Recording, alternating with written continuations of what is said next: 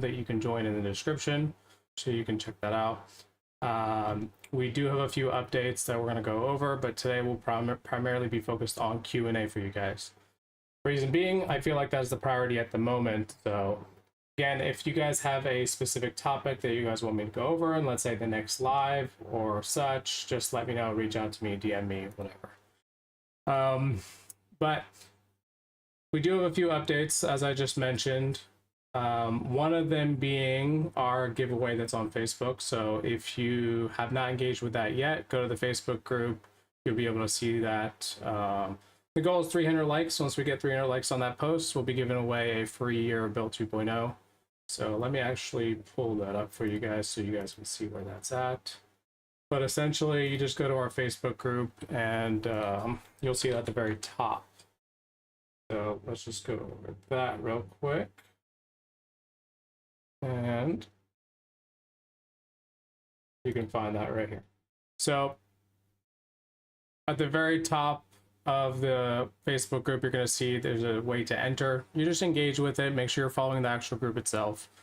But we only do this a few times a year, so keep that in mind. We'll end up going to one person. Just give a reason why you want the system. So keep that in mind. Now, if you wish BILT had something, let's say a new feature or whatever, you want us to improve on something, we do have a new ideas section that you can find also on the website. So if you scroll all the way down to the bottom, you'll be able to see our new canny that we're using right now at the moment, which is an ideas board. Okay. This is, a lot of people have been wanting new cool features for BILT and so forth. We want to kind of enforce this as a new way for us to kind of keep on top of things right now at the moment, because everybody has so many cool ideas, it's hard to keep up with them.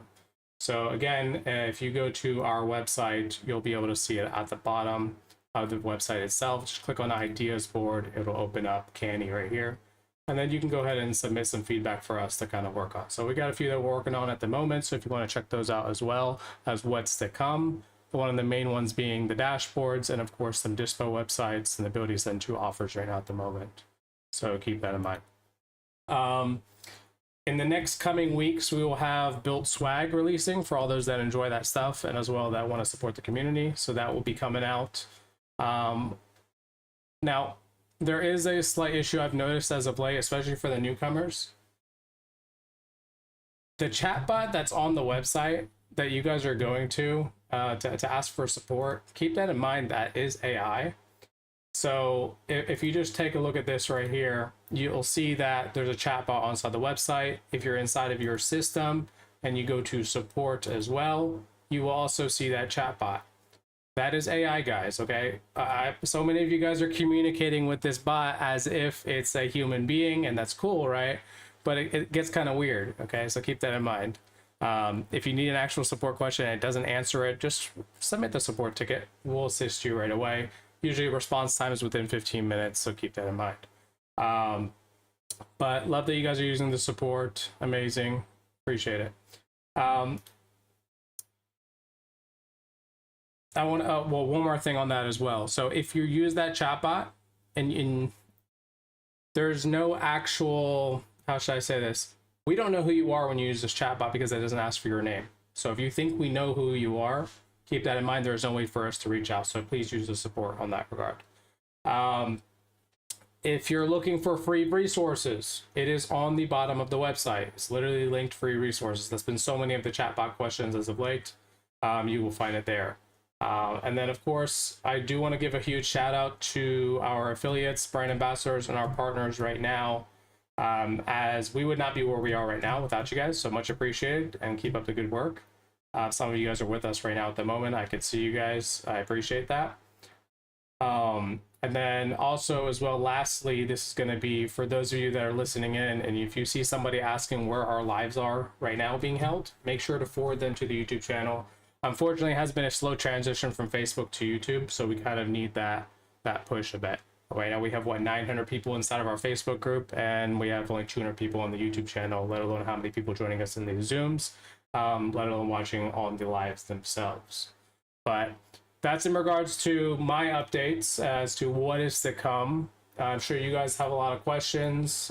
Maybe you guys just want to chat, whatever it may be. I'm leaving the floor to you guys today to decide. I know yesterday we blew up with a whole mindset topic that took up most of the time. But I want to make sure I get to everyone's questions and concerns at the moment, so everyone gets their assistance. But what's going on, guys? Busy. Busy. Mhm. Busy is good, right? Yeah. Question, Yes. and I'm pretty sure I already know. Mhm. I have one, I'll have like one broker that I'm talking to about multiple properties, and I don't want all the properties in the same opportunities because it gets too confusing, and then I can't see like which property I'm dealing with because it's like one of them already sold, so I don't want to see it anymore, right? And now we're working on another one. What's the best way for me to go about that to where they're not all in just one opportunity? I want it by property, not by broker. Okay, So so it's weird because then when he messages me, I don't know if it's connecting to a certain property or not. I'm not exactly sure. yeah, so I mean, no matter what, if someone messages you and you do split it up based off properties, it'll still be associated with a contact, right? It still needs to be associated with one. Right. Now, you built out your system on your own, right? So you kind of built out your own pipelines, your own everything. So I would kind of really have to look into it. Do you want me to go in there and take a look with everyone here? Whenever you want, whenever you want to do it, because I have other things too that. So I was, I'd love to schedule. I don't know if you still have your. Uh, What is it? Mo, it's been a while. I'm just now getting stuff back into CRM. So I'm just like. I know. You're good. Your Calendly link thing, whatever it is. It's still there. Because I went to your Oh, link tree. my link tree you're talking about. That's how I used to get I had to change the backslash just because it was kind of annoying me how it was. So I just changed it to /mo. So if you go to builtcrm.com/mo, you'll get my link tree. But it should be in the chat on the YouTube as well. Wait, I'm not YouTube. Okay, Yeah, so right here for everyone that's there. So my link tree has been changed to this. So tell me the link again. So it's builtcrm.com/mo. Okay, got it. Yeah. So if you open this up, it'll go to my link tree again. So. Okay. But yeah, use a new business card inside CRM. This is my version. I've always had my version before we built the digital business cards.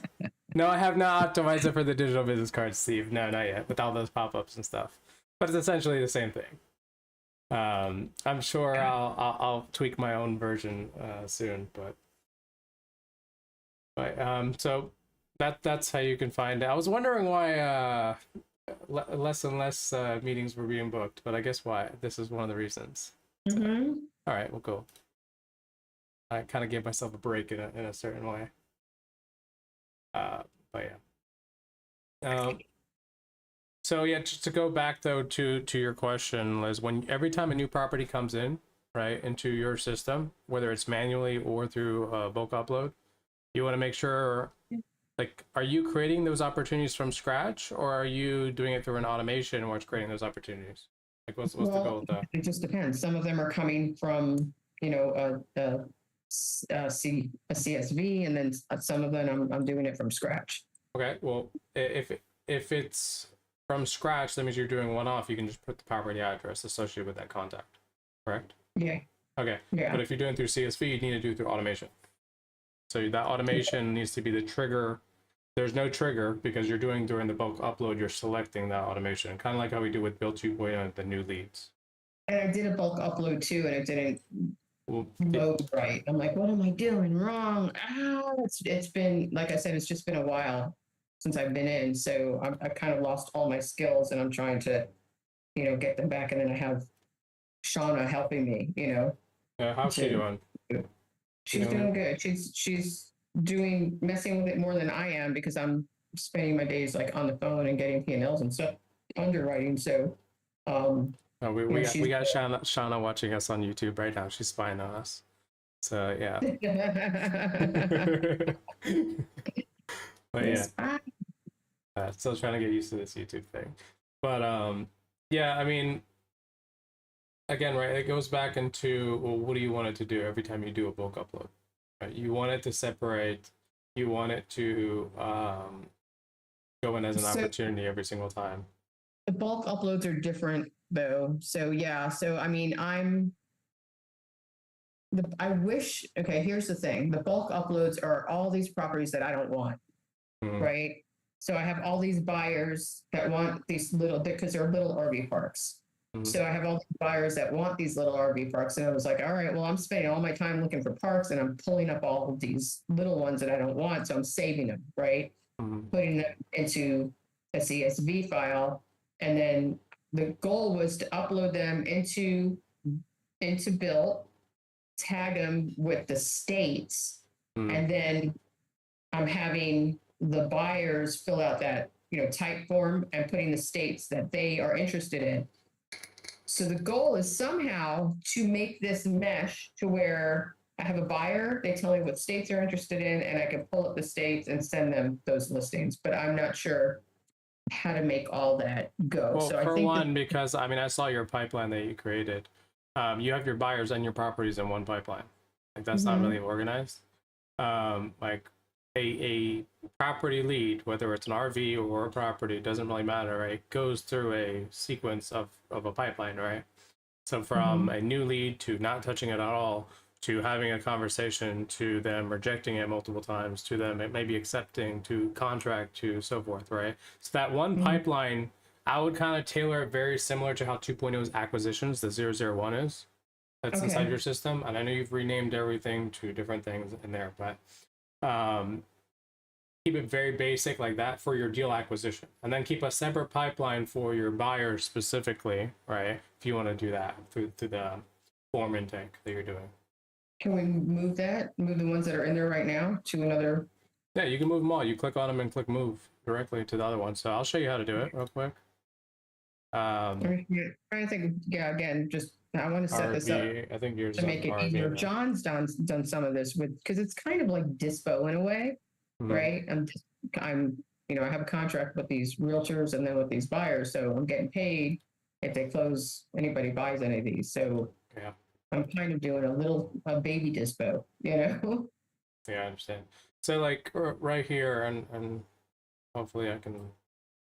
Yeah, I'm probably not going to even be able to show this on YouTube. So let me just share it through Zoom. Yeah, YouTube's taking down everything for us right now. They don't want to see any properties. That's why we have the new, like, if you want to see what's going on during the shared screen, and join the join the Zoom link, right? Like that's really the solution. So let's go ahead and share it this way. So right off the bat, you have your buyers right here. You have the actual parks you're working on, right? Yeah. Those are the ones that I'm dispoing. I mean, I have some in there that I'm not, but those are the ones. And there's a whole bunch in there, I think, that I tried to upload and they didn't even fill out right. So I was just like, oops. So are you not doing acquisition? You're just doing dispositions for them? No, I'm doing acquisition. My main focus is acquisitions and holding. I'm buying for myself. But as I'm doing acquisitions to where I'm looking for the parks, right? So as I'm looking, I'm finding all these parks that I don't want, but there's a whole bunch of people that want them. Okay, so tell me what this pipeline is. So that is the ones connector. I'm connecting. I'm doing a referral fee, and I'm dispoing those, in a way. Okay, that's fine. Bird dogging, doing whatever you want to call it. Yes. But like, yes. Where's the acquisition pipeline? You're in it. That's my acquisition pipeline. I thought this was the connector one. That's the one that you were talking about. Those are the people that are wanting to buy the ones. The words connector are dispo. I understand how you have it organized, but like you want to keep these separate, right? So you have the people that you're actually physically dispoing the deals. They're buying the deals from you, or you're bird dogging the deals to them. They're buyers, right? Buyers need to have a separate pipeline completely, maybe not even a pipeline, just your contacts, right? That you can blast them a deal. Then you have this pipeline, let's say, is just for properties that you're working on trying to acquire that could be bought yourself or given to one of these buyers, right? And then maybe you have an intake for as well if someone gives you a deal for you to dispo to those buyers. But that would be like kind of like how we have in 2.0's disposition pipeline. Because you're not using anything right now of 2.0, so it's kind of like I have to reverse engineer everything you're doing right now at the moment to understand. All right, so I'm going to move all these buyers to the buyer opportunities. Yeah, so if you click on it, Mm-hmm. and then you basically just change the pipeline that's right here on each one of them. Yeah. Because you only got 22 of them. You can do them manually right now. Yeah. And then change whatever stage they're in. So just switch So them. move the buyers. Yeah. Okay. RV park. I'll need part buyers. Gotcha. Okay. Mhm. And then I'm going to need for you later on when Yeah. I can to show me how to blast to them. Yeah. That's, To we can show find you the how to ones do to that. blast. We'll do that another time. Absolutely. Awesome. Thank you. You're welcome. More work for Shauna. More work for sure. Well, hey, more work is more money, right? Mm-hmm. Cool. How's Okay, everyone stop else doing? Where's everyone else in your journey? Stop sharing. I'm still sharing. Yeah. Oh no, I think I'm off now.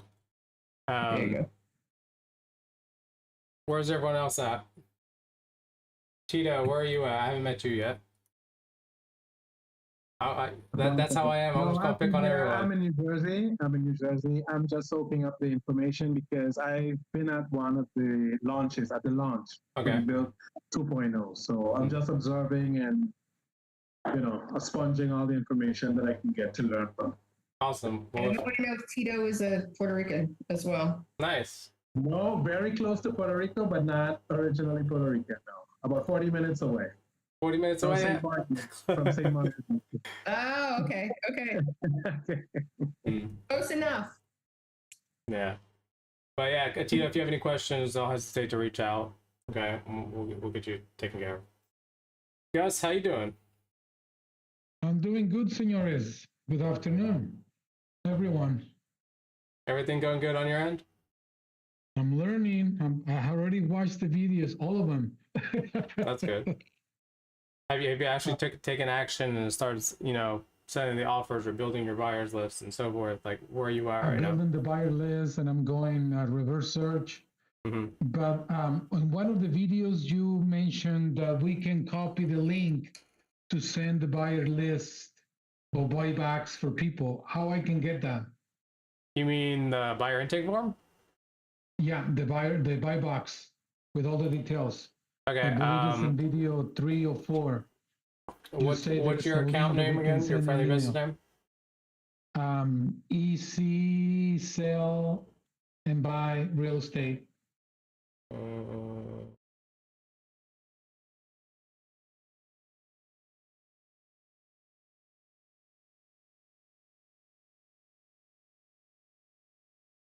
I got it.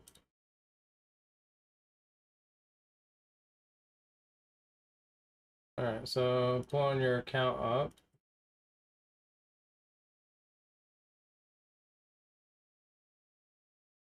So if you go to your sites, Yeah. you probably want to add it to your actual website itself, so it's more branded, right? But if you go to forms, you will see that there's going to be a buyer intake on it. And what you want to do, so you could share the link directly. So if you go into dispo forms, there's going to be the buyer intake, but you can share that link, but it doesn't look pretty if you just share that link. So buyer intake form right here. There's a dispo one as well. Mm-hmm. Yeah, it's not going to look pretty if you just share it through the preview. So if you preview this or you click integrate at the top, you can get a copy form link right here. But the problem is if you copy this and you paste it, this is what you're going to send them, right? Notice this is API lead connector. So so it's not exactly that pretty. So instead, what I would suggest you do is go to your actual website.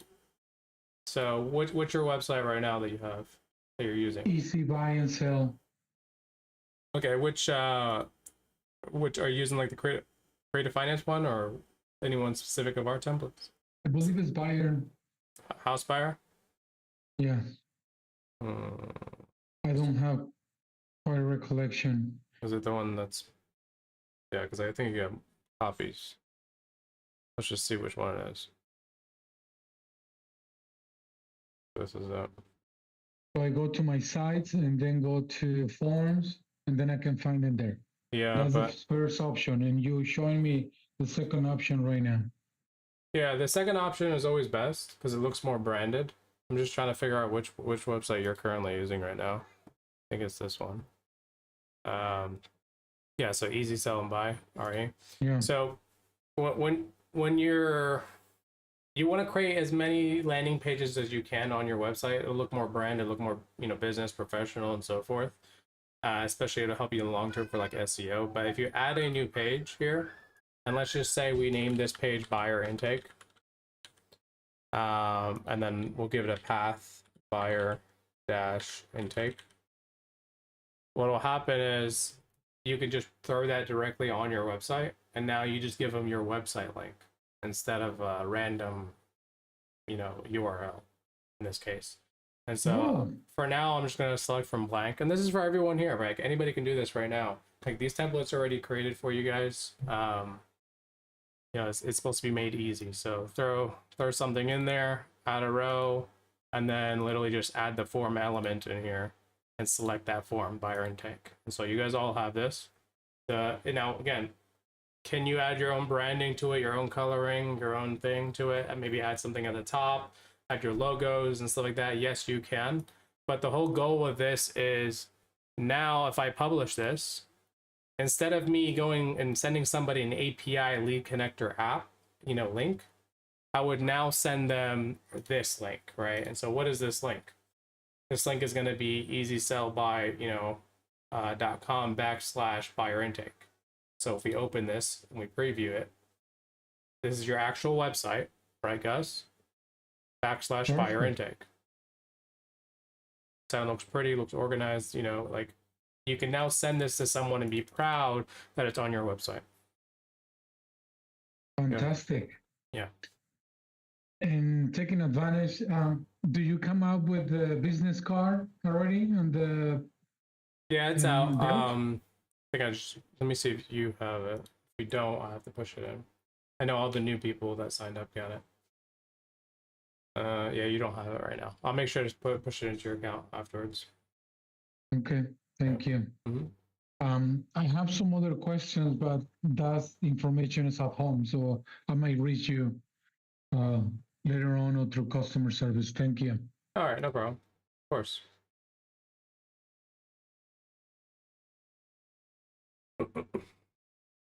Let's see, we got some other people on here. So, Rob, I know we had our onboarding the other day. Where are you at right now at the moment? Everything good on your end?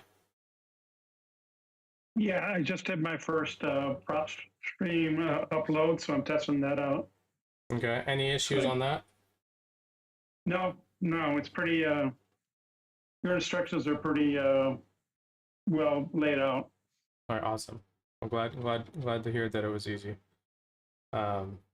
Usually I still need help, so I appreciate that. Yeah, again, I'm somewhat familiar with Go High Level. Yeah, well, I mean, that definitely makes life easier. Absolutely. Let's see, Steve, Mike, where are you guys at right now?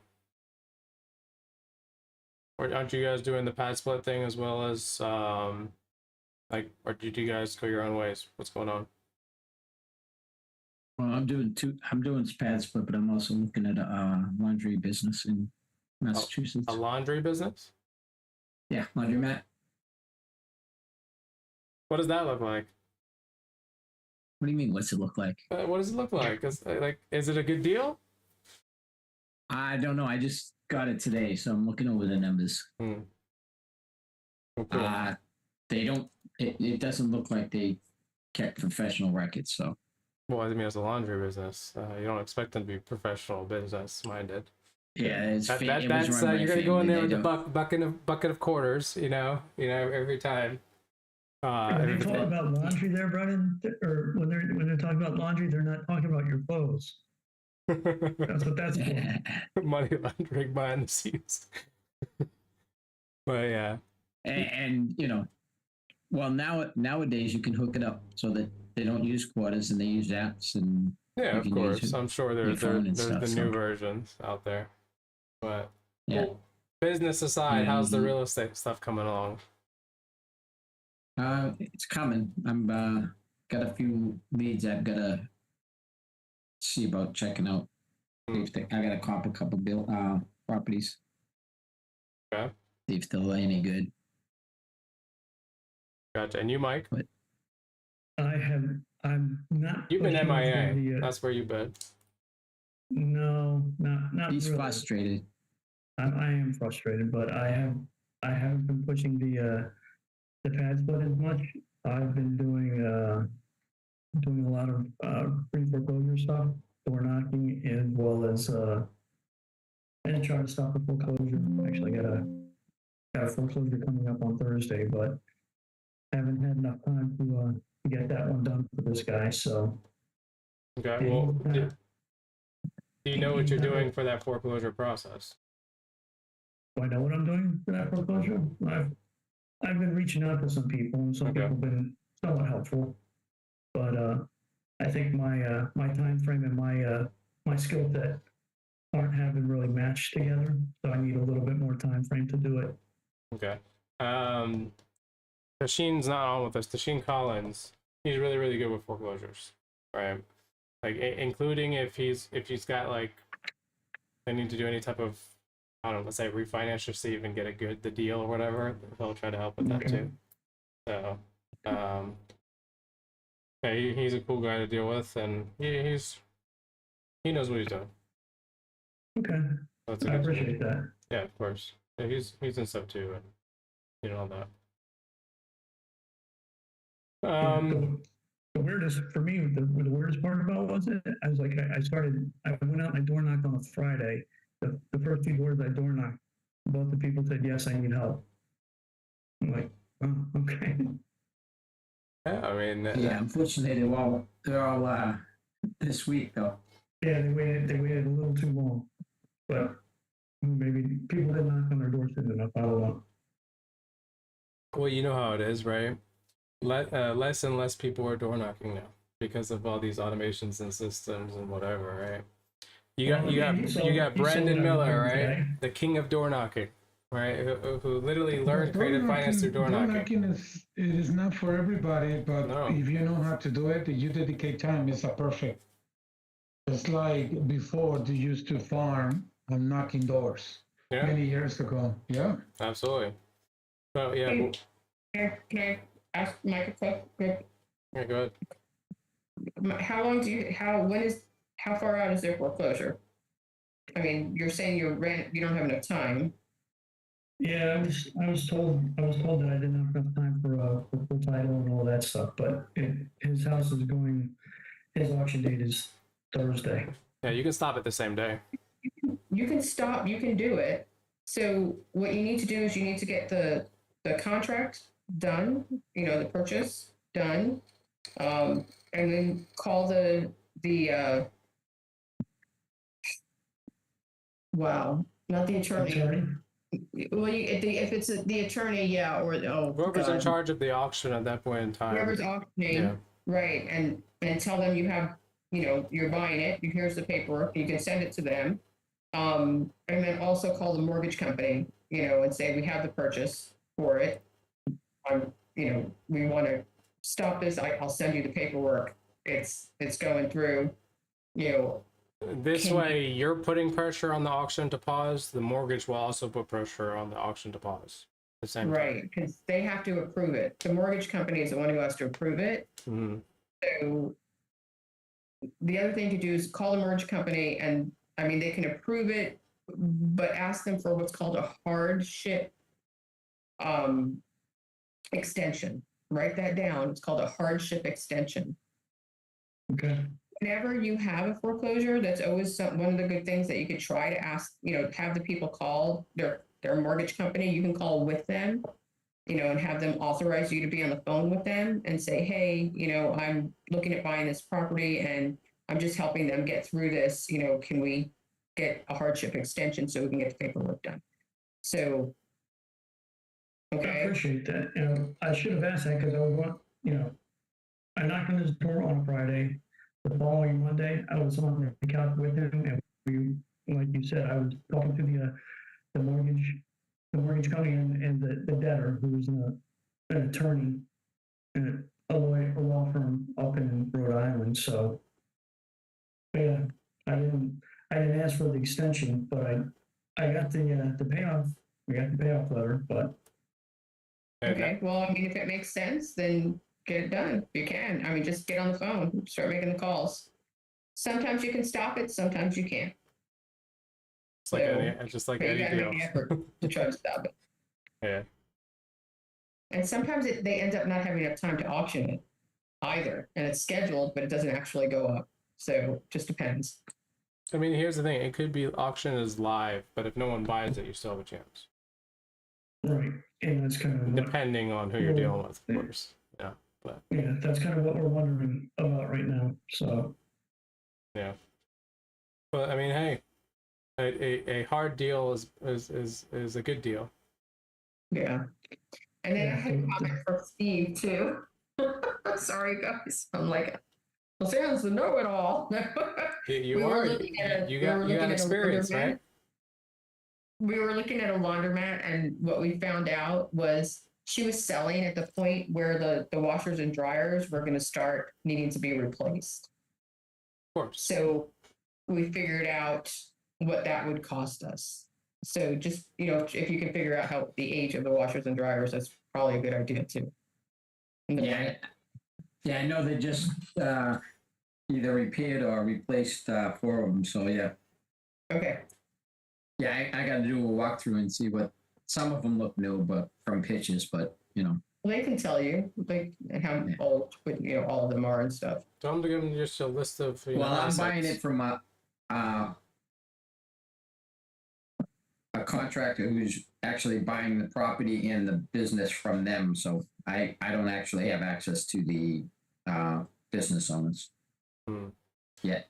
I'll just ask for an asset list, inventory list, whatever you want to call it, right? Yeah. And with dates and everything on there, so you at least know what you're getting yourself into. Because on top of doing a P&L and an actual business evaluation, like how long? I mean, if let's just say the business has been available for at least 3 years, it probably is, right?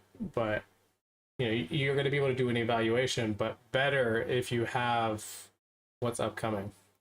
Like you don't want to buy the business and the next thing you know, it's like, oh shit, I didn't take this into account. Lie down. Yeah. Yeah, they got skeletons in the closet. I got to replace 20 machines, and I don't want to. Yeah. Well, I mean, it all depends if they're giving you a good deal, then it doesn't matter, especially if you can get things like on financing, right? It just depends. Every business is a little bit different. Yeah. Yeah, I mean, and especially if they're not using the newer systems, when you probably want to upgrade sooner or later. If not now, maybe next year, year after, you probably want to upgrade anyways because they have a lifespan. You need to take that into consideration in your forecasts of expenditures, your capex on a business. Yeah. And yeah, like I said, I don't keep very good records, so well, no one does. all I have is what they made last year. Yeah. Well, welcome. And I think that's an estimate. Yeah, I mean, welcome to mom and pop businesses. Right? It's not. So a business is not technically a business until it's making what, $5 million a year. Like, you really think about it? Other than that, it's really just a side hustle / startup. Yeah. Then they probably don't have C-level. You don't have nothing, so no one to organize stuff. Yeah.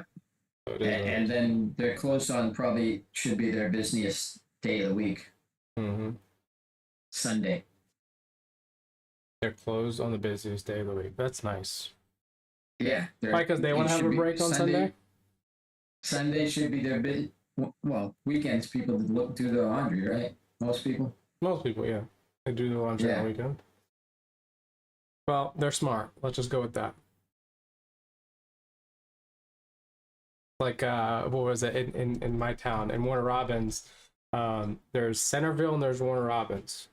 Hooters decided to come into town. This was like years back. They decided to come into town, and they put their property for Hooters and they built it and everything, and they launched it on the wrong side of town because you're not allowed to have alcohol on Sundays on this side of town. But the other side of the road was perfectly fine. They just made a huge mistake of not doing their research, right? And then they had to shut down eventually.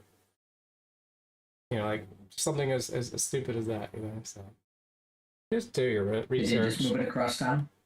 But they ended up not opening. They shut it down completely, and they lost so much money. I mean, you can see now Hooters is shutting down everywhere. So their business model is way too old. They haven't upgraded. But that just goes to show you, like, not doing your due diligence. I don't care if it's real estate, buying a business, you know, dealing with a new partner.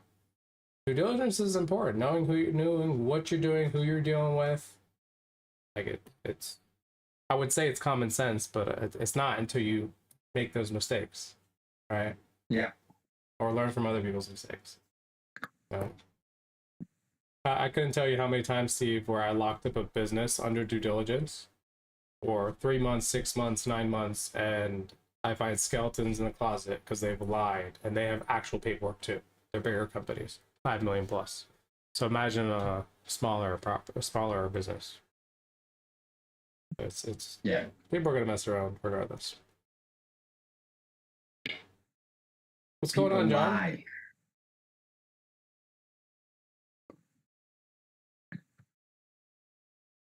What's up, homie? Going on, team? What's up? Oh man, my pool timer went out today, and it's like I had to get that damn thing fixed because we're leaving to go to Utah, so I need my pool running when the sun's out and the chlorine's spinning around. So that was why I had to take a little breaky there for a minute. How's everybody doing? Lizanne, whoa! Am I really seeing you, or is that She's been somebody's MIA, wallpaper? I know. You're muted. Is that AI? Clicked on it, but it didn't go. Are you AI? I know. I'm feeling like AI. It's me. No, just been I'm diving headfirst into the RV park stuff. Like we signed up for Heather Blankenship's program. So we're in all those classes and then underwriting parks every day. And there's just, it's a lot. It's way more work than single family, like way more work, but I love it. I'm loving it. Way That's more great. work, but if you enjoy it, it's not really that much more work, is it? Oh yeah, it's freaking awesome. But it's fun because like you were saying, like you find all the skeletons that people are trying to hide. You know, so you I'm learning, you know, ask for this, and yeah. It's interesting. Yeah, I've been super, super busy. We have about 3 callers on our team. Really? Yeah, and so no more LOIs going out like first thing. They're calling on every one of them, and then I have it set up where if they want something, they send it. And so now I get up in the morning, I got like, I created a new column called Needs Underwriting, and so I get 10 or 15 a day where they've talked to somebody and said, yeah, they're interested, you know. So then I go deep dive on the whole creative hybrid stuff, underwrite it, and then send it over to my partner Isaiah. He calls it and tries to close on it, and then now we have a TC on our team, and so she's doing all that. She's a licensed agent in Tennessee, so she's doing the contracts for us. Wee. Now it's just like a well-oiled machine, but it's like all these properties that are in, you know, and half of them they're kind of tricky, you know, with ARV, you know, they're turnkey, and it's like, how much are they worth? Like one today was, the guy's like, it was listed for $420, and he's like, I'll take $380, just walk away with no money, just give it to me. Take it. And I'm like, yeah, but then you look at that, you try to do comps, right? And I found a house that is almost a model match that sold for $626,000.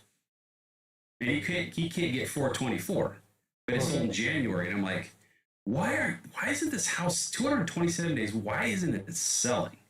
Like, I just can't wrap my head around it. It's like, well, if I give you 380, but you've been trying to sell it a year, like if I had a cash buyer that said, I'll take it for 380 and I got all this equity, but if you can't sell it for almost a year, I was like, what the hell's going on? And then you look at these other, and it's just really crazy, like comping to get that number. You know what I mean?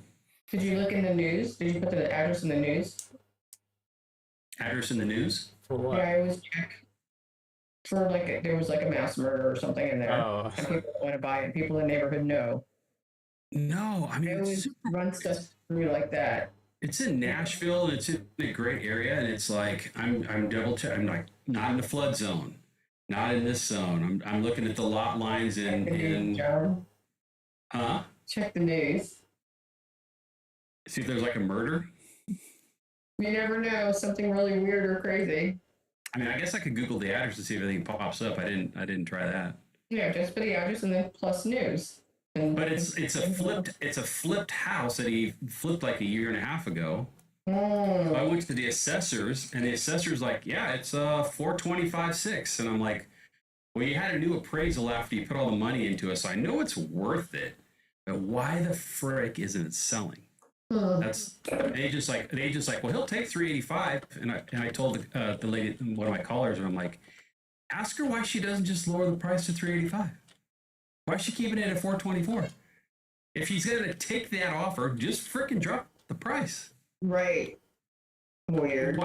It's super weird. So I mean, it's like little things like that I have to overcome. But we have I think we have 6 locked up right now.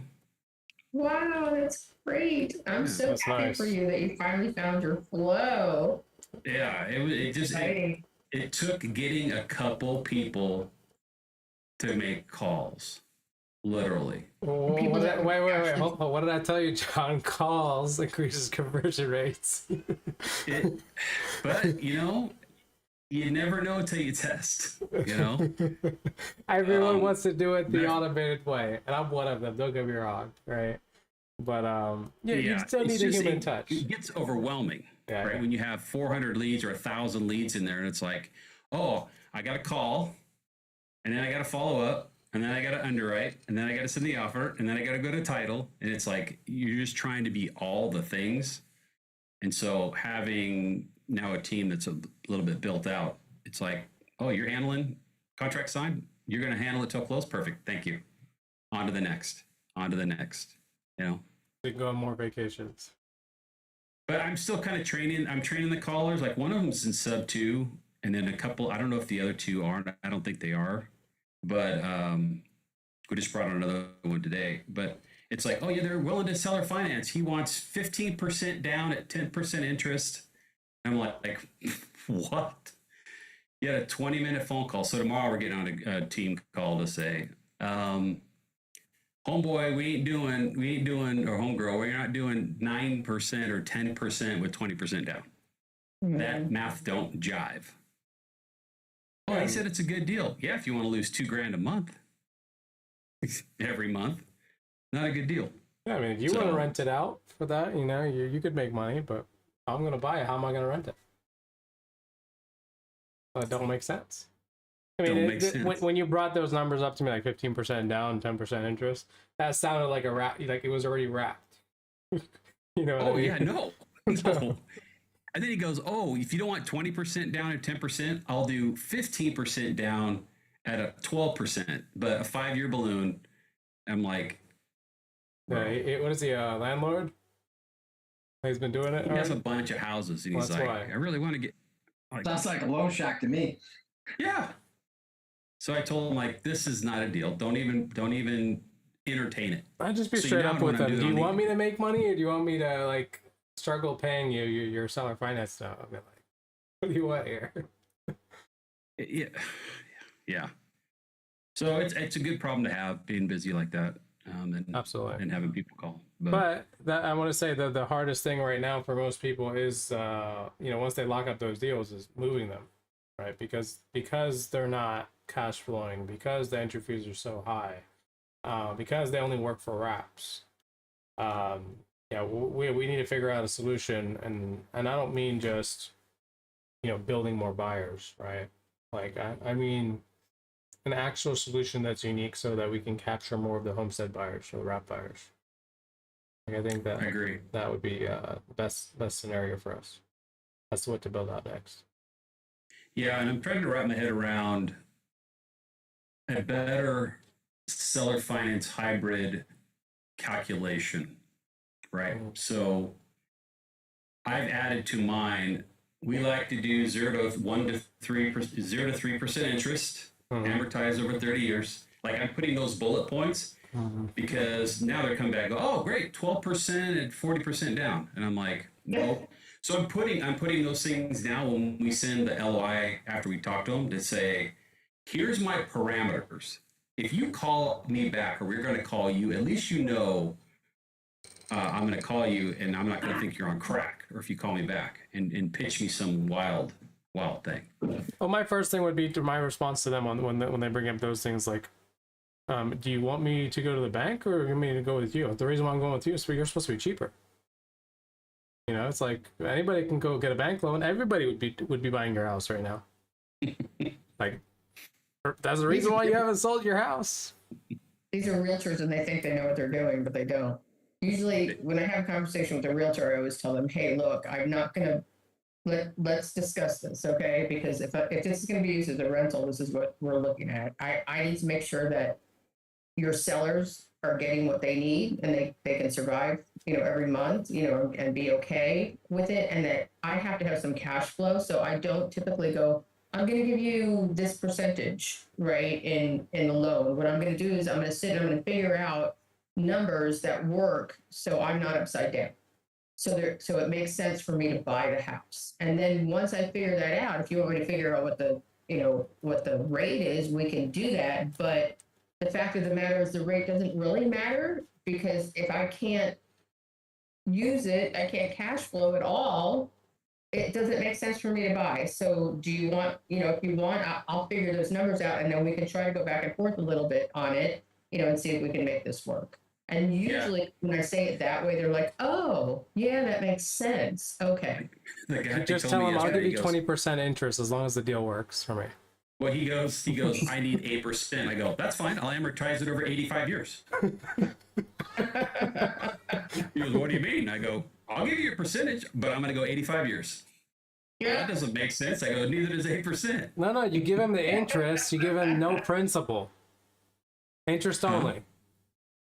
That's how you do it, though. You know what? If they want that. And here's the thing, and I love learning stuff every day, but now I've started to add this into my underwriting, is that I would look at the interest only, right? And I would go, like, this one deal was pretty close. Interest only, but I was making a lot of cash flow. But then it was like, okay, is this going to, in 5 years, is it going to appreciate to where I'm in the black? Okay. So I started running zip codes. I started running market analysis on the zip codes, and it says negative 0.05% growth. And I'm like, shit, that's not good. Or just put a clause in your agreement, though. Just put the clause in the agreement where if it doesn't appraise at a certain, 80% at that time, it extends another year, and it keeps extending and extending until it actually makes sense. And therefore, they understand the situation, so it's fair for everyone. Could do that. Yeah, I mean, like, this was a negative, so it's like. Well, here's the thing, John. A lot of properties are not working. Right? A lot of properties are not working. There's a reason why there's so many properties on the market right now. We have to come up with creative solutions like this, for example, that'll help these houses move. Right? Because, like, think about it this way. Like, if you got a deal where it's like interest only, the cash flow is great. Right, 5-year, 7-year, 10-year, but I don't care because that clause that's in there is protecting whoever's buying the house at that point, where they're essentially cash flowing that entire time and forever, for all I care, until it appraises. Like, that's a really good deal for anybody to buy. Like, it's also a really good deal for that homeowner because they're getting exactly what they wanted, their interest rate. Now, they're not getting cashed out, of course, but they got to be fair at the same time. If they can't be fair, then you can stay on the market for another 200 days for all I care. Like, because that's what's happening. Everybody's on the market for 200 days. Yeah. It's crazy. So what you're saying is you just put a clause in there that Put a says clause. if it doesn't appreciate it up to 8%. That balloon extends another year. So Up to we're just talking 80%. about- Let's just say, for example, if you were to get a refinance in 5 years, where would you need to be at to be able to pay the seller out? Just like look at it that way, right? Well, appraised value needs to be at, let's say, 75 or 80% for you to get a cash out refinance and pay them, right? Well, make sure there's the buffer in there in your calculations, and just put the clause in there and just be like, hey, if it doesn't appraise for this amount, because I can get approved for 75 to 80% of the loan, we get to extend it here, and recurring. Okay, we get to extend it until it appraises correctly, because at that case, you're not getting your money, and I can't pay you back. So how does that make sense for anybody? Because if the market goes down, that's not any of our problems. That is the market tanking, right? Or whatever excuse they want to give in the book. So like, that's what I would do inside there. That's how I would lock up the deal. And if they've been on there for that long in the market, 9 times out of 10, they're going to be like, oh wait, you're actually right. So I really want to stay here for 200 days extra on the market because no one's buying it. Traditional can't buy that house, or else somebody would have already bought it traditionally. Makes sense. Unless somebody's willing to buy that house in negative cash flow and pay them principal too. You know anybody that will do that? No. Well, Besides hedge Lendo funds? has done some where he's a little bit negative, but he's like, my other stuff covers it. Like my other stuff that's really crushing it covers the negative. Yeah, but not if it's really negative. Like, well, it's really bad. Because they want an it's really 8% to 12% interest rate. Like, that doesn't make sense. Like, that's not a little bit of negative cash flow. That's a shit ton. Like, now you're paying, I don't even want to say, let's just say it's $1,000 to $2,000 a month in negative. It's Because he wants that much. $1,800 a month negative. Well, that's what I'm saying. negative. It's like that's unreasonable. There's no way in hell someone's going to buy that deal. Even if someone's buying for depreciation only, they're not going to buy that. They want to see break even, maybe a little bit negative 200-300, but that much? I don't know. Yeah. I just think That's we all interesting. got to be thinking creatively a little bit differently when we're talking to these people. It's only getting worse. It really You know is. what I heard? Okay, let me try to think of his name. Matthew. You probably know him, Mike and Steve. Matthew Stukalinsky or whatever. He did. Max Star, dude. Hey, Matty. Did I butcher Yeah, that? he goes by Matt Starr. Max Star. That's sorry, yeah. Me and Matt worked together when I first joined Sub 2. Yeah, so he had, I think it was an Instagram story, so I think it disappeared. But he was getting ready to do a deal where it was a seller finance, and the guy wanted a down payment, like $15,000, right? And then I guess Matt said, thinking about creative, right? Matt says, "What do you do with the 15,000?" I don't know. I don't really know. And he goes, "What do you want to invest it for a 12% return?" He's like, 12%? That's pretty good. So Matt's using his down payment. He's going to give the money back to him to be his P&L on the deal. And I'm like, that's pretty creative. And I'm like, All right. That's thinking outside the box. Oh, you want 12% on your investment? Here's the down payment. At closing, you can give it back. And we use it for renovations or whatever. And I thought, that's pretty freaking good. That is. How to write that up, I would not One have way an to idea. complicate a deal with this type of company. Yeah. I thought it No, was they're just so gonna have to good, do though. A, B, B, C, something along those lines, just to make it work. ABD, back to CB and then A. But yeah. But talk about creative. Usually the guy's down payment to reinvest with you at 12%, Yeah, definitely thinking outside the box. Sounds like something Pace would have done. right? I think he's going for that award, the most creative deal ever done. Hasn't he already done that? I'm pretty sure he already has, right? Every single one of his deals are creative. Yeah. But yeah. All right, cool. Wendell, Sammy, Jeffrey, you guys have any questions? Since you guys are here. I'm good, Mo. Just listening. What's up, Jeffrey? I was just trying to. I got an invite, so I was just trying to jump in here and see what you had going on. I had no idea. I call your drip campaign, I guess. I had basically just looked at the software for a second, maybe yesterday actually. So you got me like, you totally, you're on point. Oh, you're talking about you saw it online. We retargeted you with an email or something. Yeah, I guess so. I was like, oh, that's interesting. I like. Damn, there he goes. Yeah, Are you building a side hustle or are you building a business? That's the question. Totally. Yeah, no, you got it.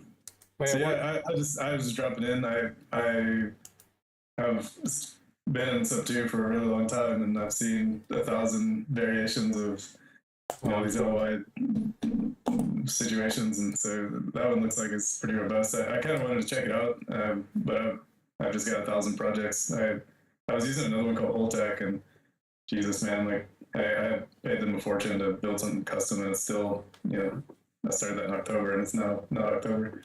Well, my favorite saying is you want something custom, but you don't want to build it yourself, right? And then you never get exactly what you want. I don't ever want to do anything custom in my life. Like that's what I've realized is like custom suits and custom shoes and nothing else. Like I think that's gonna be my model in life. Like, my clothes need to be custom. Everything else needs to be just ready to go. Absolutely. Over 10 years, I've built about a dozen of these things. And I'm not the guy, so I need to stop trying. Well, This is pretty robust, man. It's pretty robust. I mean, Yeah. I like it. Not even that it does like the calling and texting and the automations, but you can do contracts out of it now because it's its own DocuSign, which is pretty freaking cool.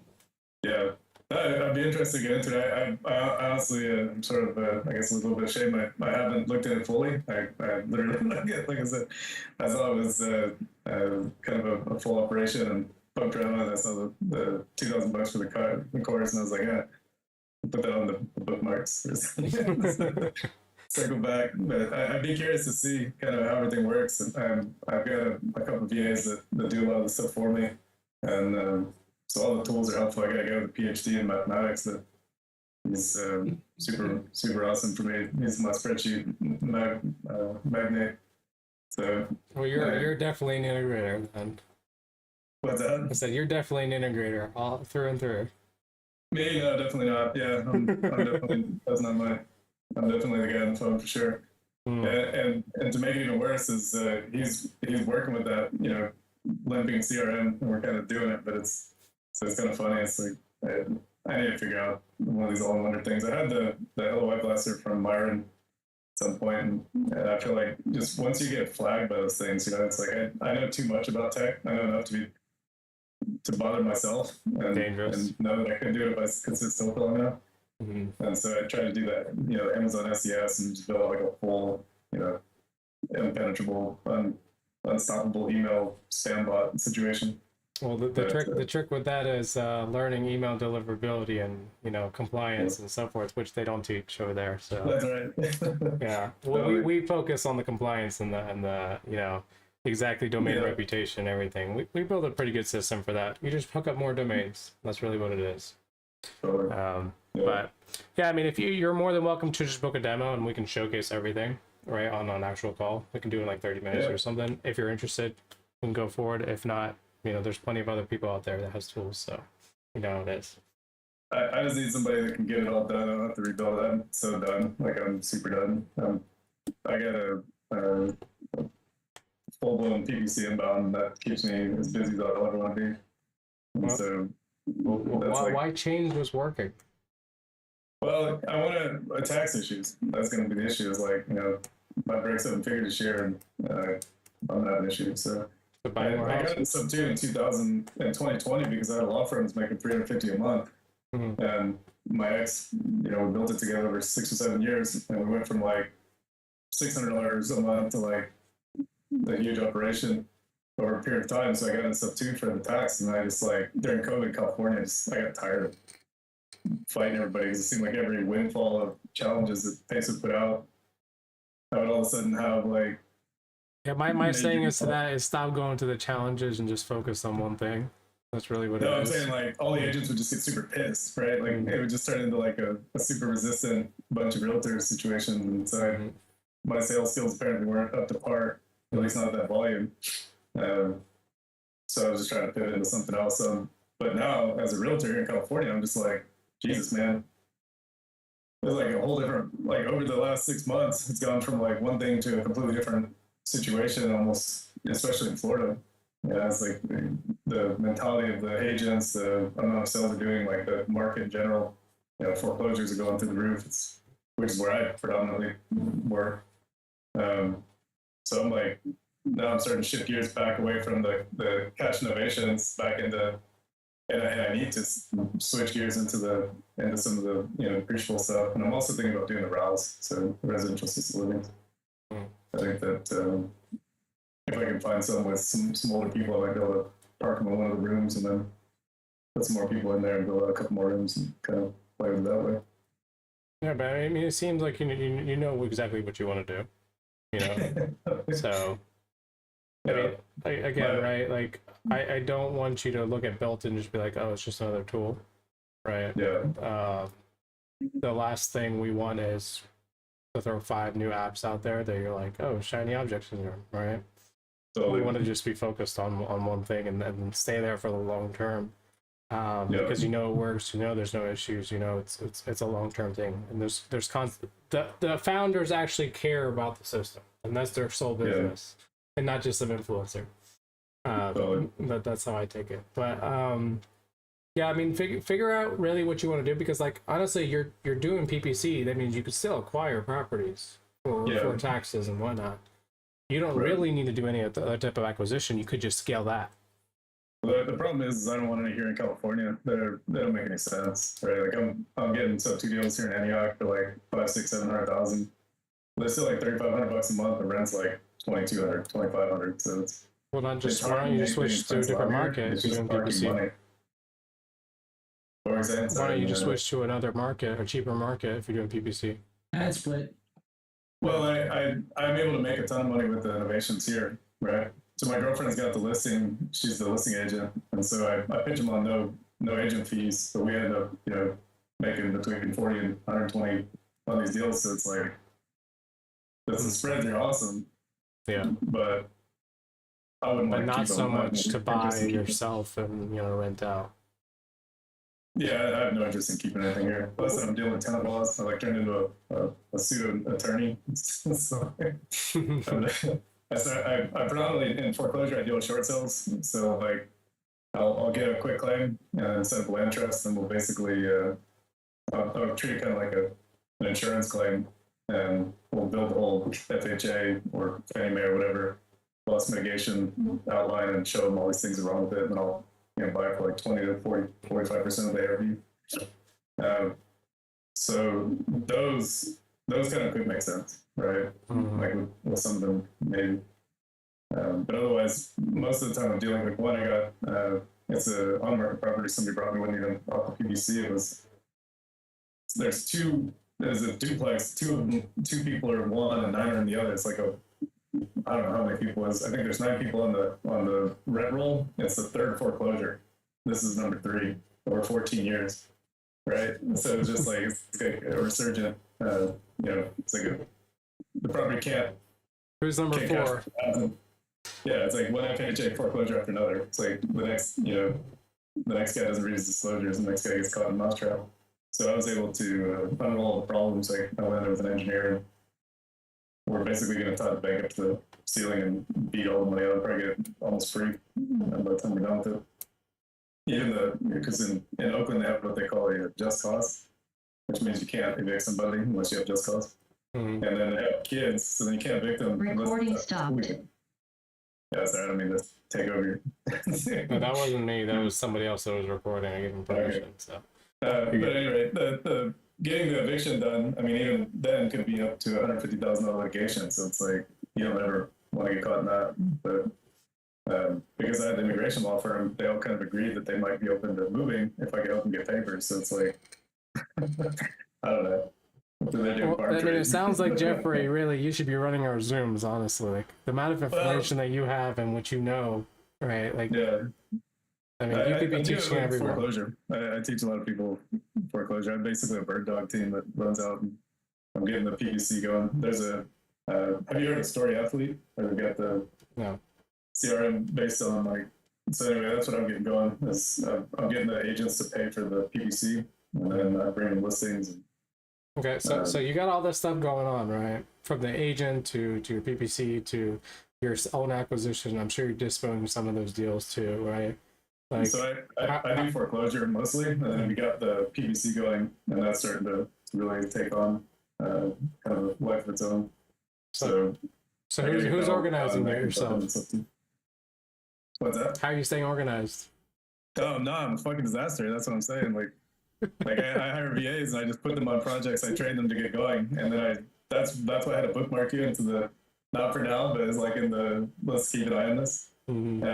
That's what I'm saying. It's like I'm like 20 hours a day. Me and my girlfriend just work our asses off. And isn't that what you're supposed to do as a startup? You know, work 20 hours a day for the rest of your life? Man, I just it's just my personality. I don't know. Well, that's most of our personalities inside here. That's why we're on at 9 o'clock at night right now. But well, for me it's 6. Yeah, you guys are doing stuff. Yep. But Yeah, it's good. I'm walking my dog. I come home, I check my email. I got a BILT CRM Zoom. I jumped on it, check it out for a second. Finally, do it on my. I sent the email to start a lawsuit with the loss mitigation because they're not behaving. So we got a law here called AB 2424, where if you list a property, you can postpone it 45 days. So they set an auction for I think May 19th. And they were telling me that my power of attorney wasn't good enough for them. I had to file it with the county. I was like, you guys, man. Everyone makes up whatever excuse in the book to deny you. Yeah, so I take my big fat Fannie Mae book and I beat them back with it. So it's the way it goes. I hate these people with passion. And so they picked the wrong guy to pick a fight with for sure. Yeah, but you chose to do this business, so. Yeah, I like it. That's what I'm saying. Like, once I get the VAs like solid and they understand, I built a full like ChatGPT reply based on like the Fannie Mae handbook, the HUD handbook, FHA handbook, the VAs, and then a bunch of NPQ training and reverse flipping and David Randolph, like all the stuff I could get, I piled all that in there, and it's unbelievable. Like I got foreclosure law and stuff. Like it just kicks out like these immediate responses that these people probably spent like half an hour typing up, and I respond in 10 seconds. And it's got like all the laws. It's got all the Fannie Mae. So no one has an excuse to not know the answer at that point. It's awesome. I want to give the guy a super high five. That's ridiculous. He changed my life. So my personality type, where I'm like a million miles an hour, then it makes it like 10,000 times better because I can. Right, because now you do things in 10 minutes or in 10 seconds that you would usually do for hours. And so like, now you can run even faster. Deep research has been like unbelievable. Right, I pay the $200 a month, and I just have like unlimited deep research, and so I'm finding like how to do land trusts and assign beneficial interest to beat the FHA 90-day rule. Like I'm just like mind blown every time and it's even become like creative. Like it's not as like cut and dry as it was. Now it's like starting to be a little bit more ambitious with the potential creativity. I kind of, like I said, I put David Randolph in there and Ed Batista and people that are doing like commercial short sales and some of the stuff they're doing. But I would say more like insurance, public adjustment type ideas. It's been really interesting. I got a guy that's going to give me my first engineered stamp to property condition assessment. So it'll be like a regular inspector. They're kind of like, whatever. They don't take any, weight to it. But with the FHA, it's like an engineer saying there's a 4-inch, 4x4. It needs to be a 4x6 or 12x6 or whatever it needs to be to carry the load weight across blah, blah, blah. This is dry rotted and this and that. It's like a whole different. Like I now just saved like $50,000 to $100,000 on something that they otherwise would have just disregarded as like it's not that big a deal. No, So, I mean, I'm starting to figure it out. Knowing everything that goes into that property or whatever beforehand is definitely going to save your ass. Absolutely. Well, with the short sales, that's how I get the discount, right? They're like 10, 20% negative equity. And then next thing I know, maybe a 600, 650 ARV, I buy it for 75 to 150. So it's like with the appraisal, I push the appraisal down with all those reports, and then I get 88% off of that, which sounds like nothing. So wait a second, you do all those reports ahead of time, then you give it to the appraisal before they appraise it? Is that what you're doing? Right. So I give it to them to make sure that we don't miss anything, right? And make the job a little bit simpler with comps and insurers, and I take a Matterport. And since it's a short sale, they basically take the appraisal as is at that point. So it's like... Yeah. So, for example, on that one, I took the listing to 600. I got the seller agreed to sign quick claim, so now I can assign the beneficial interest to the guy who's going to buy it if we do it that way. And just told him, like, look, with a short sale, you don't have a sale unless you have a buyer, right? Who's actually able to commit and finish this. Otherwise, you just have a failed short sale and foreclosure anyways. So it's pointless. You got to find a buyer actually to get this done in time. So not only will I be able to file a bankruptcy for you, have an attorney who will be able to, kick this out twice. We can make this really painful for them. So, if you want me to tie the bank up to the ceiling and beat the money out of them, like, I'll successfully take care of this for you. And that's my pitch. That's pretty much, like, I have a 30-second close. It works every time. They basically just kick their ass and basically force them to do whatever. They hate it, dude. They've been dealing with the bank, like, or bad tenants or whatever.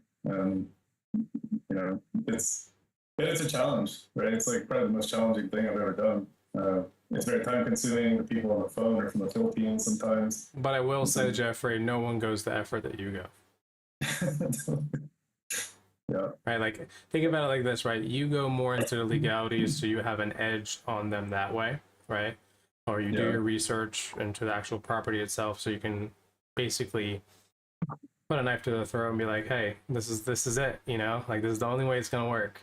So not everyone fights that way, so definitely unique, I mean, I think it's fun, but and they built the rule book for it, right? So it's like, they allowed it.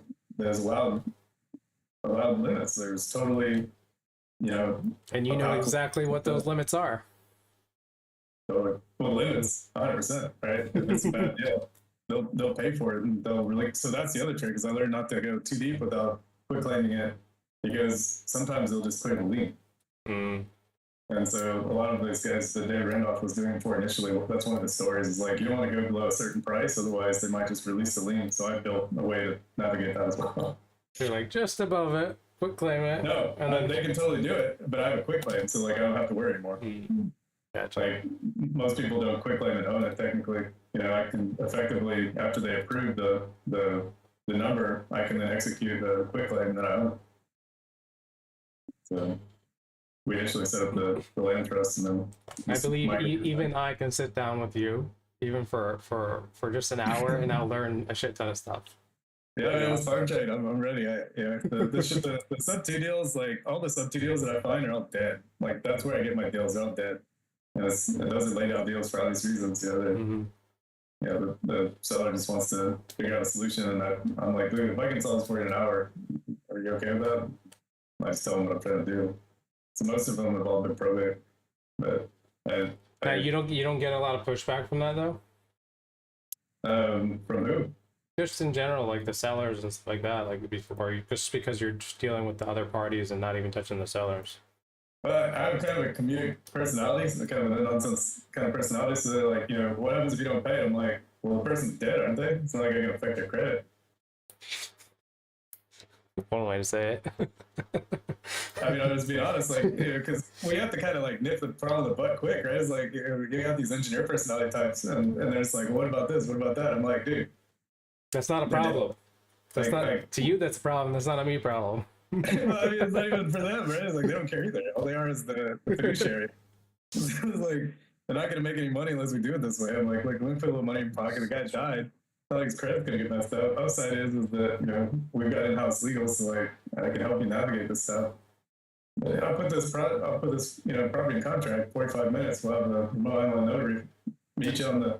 I'll tell you what it is, right? Like, and this is probably where you're at compared to like where everyone's just getting started, right?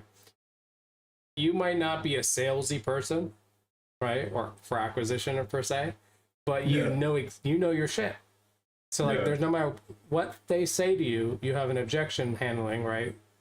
Totally. Way overpays Morby because of the technicals, right? The legalities, the like going to the bare bones, pretty much. Yeah. And so it's like very few people are doing what you're doing right now. Like, Yeah. I'm just gonna be honest, like I enjoy everyone it. can That's the learn thing, what is you're like, doing. like someone tells me something silly, I'm like doing some research. I'm like, I don't know about that. That doesn't sound right. And so, Yeah. you know, so after doing that thousands of times, So why don't, well, I guess your problem is not money now. It's really just organization and paying taxes at this point.